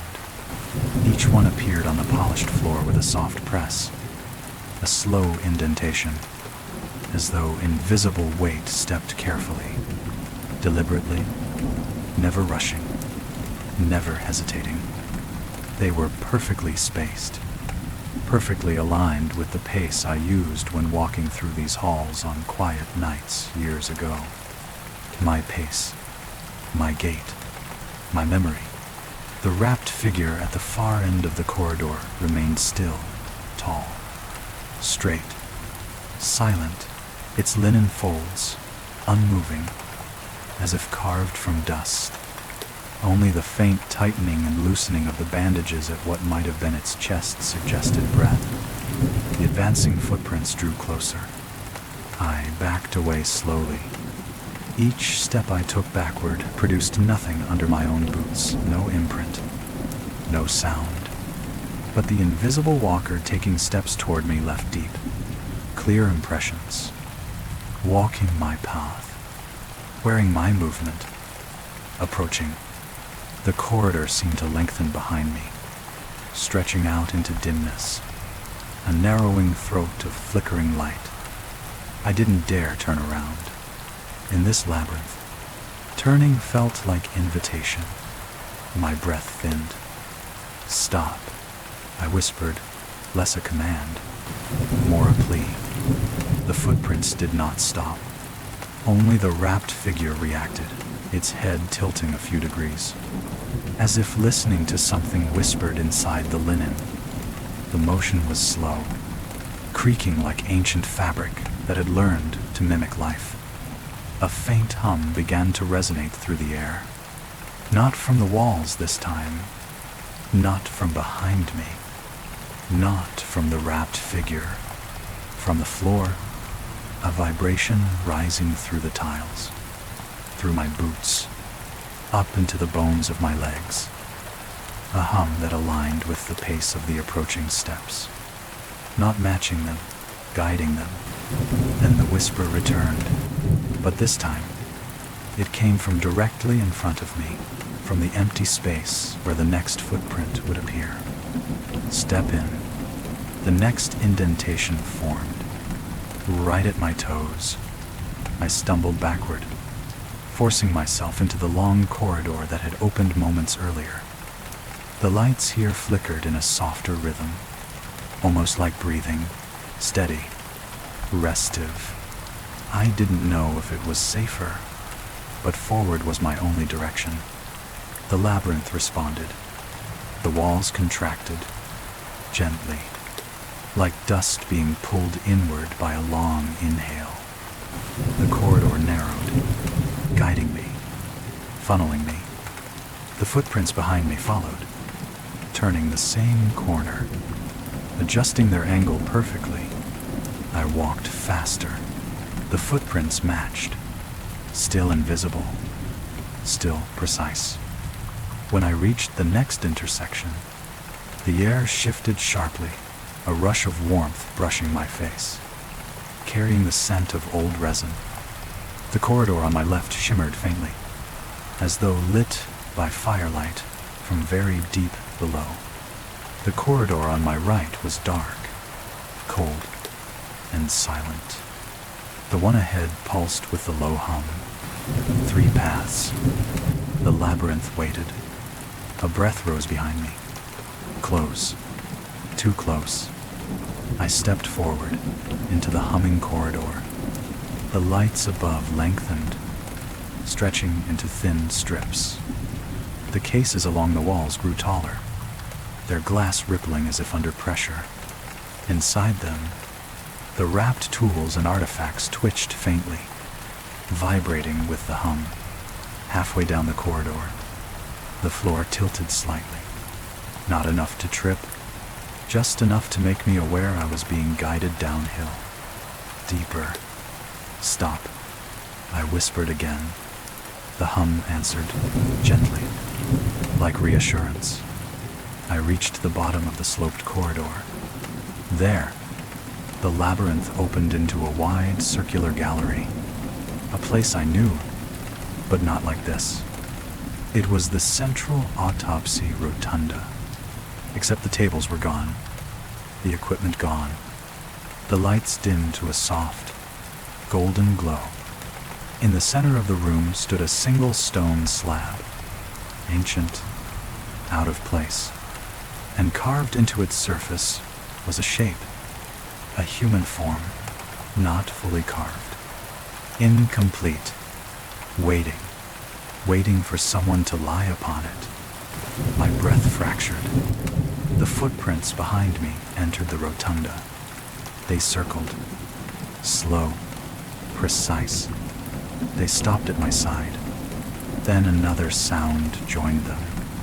The dragging, soft, heavy, dragging of linen across stone. The wrapped figure entered. Not quickly, not slowly, simply, inevitably. It crossed the rotunda's threshold with the quiet dignity of ritual. Dust curled around its feet. Linen fluttered like breath. And as it stood beneath the golden lights, the bandages around its head tightened, as though whatever was inside had turned its gaze fully upon me. It lifted one arm, palm open, not reaching, inviting. The hum thickened to a near chest-deep tremor. The stone slab exhaled, a long sigh of dust rising into the air, and the whisper slid into my ear again. This time layered, the wrapped figure's voice beneath a deeper, older one. Complete the path. I shook my head. I'm not part of this. A slow, patient reply. You stepped in. No, I didn't choose. You answered. I backed away from the slab, but the rotunda tightened again, walls contracting inward so subtly I almost missed it. The wrapped figure took one step closer. Its linen-wrapped feet made no prints, but beside mine, the invisible footsteps resumed. A pair appeared to my left, a pair to my right, boxing me in. My own steps, trapping me with myself. I stared at the slab. The carved outline on the stone rippled softly, shifting, adjusting, becoming more familiar, becoming more like me. I'm not, the words faltered. I'm not lying down on that. The hum quieted. Then the wrapped figure lowered its hand, a gesture not of force, but acceptance. Then run. The footprints around me shifted instantly, turning toward one corridor. The only exit that had not sealed. The one behind the wrapped figure. A trap. A test. Or a mercy.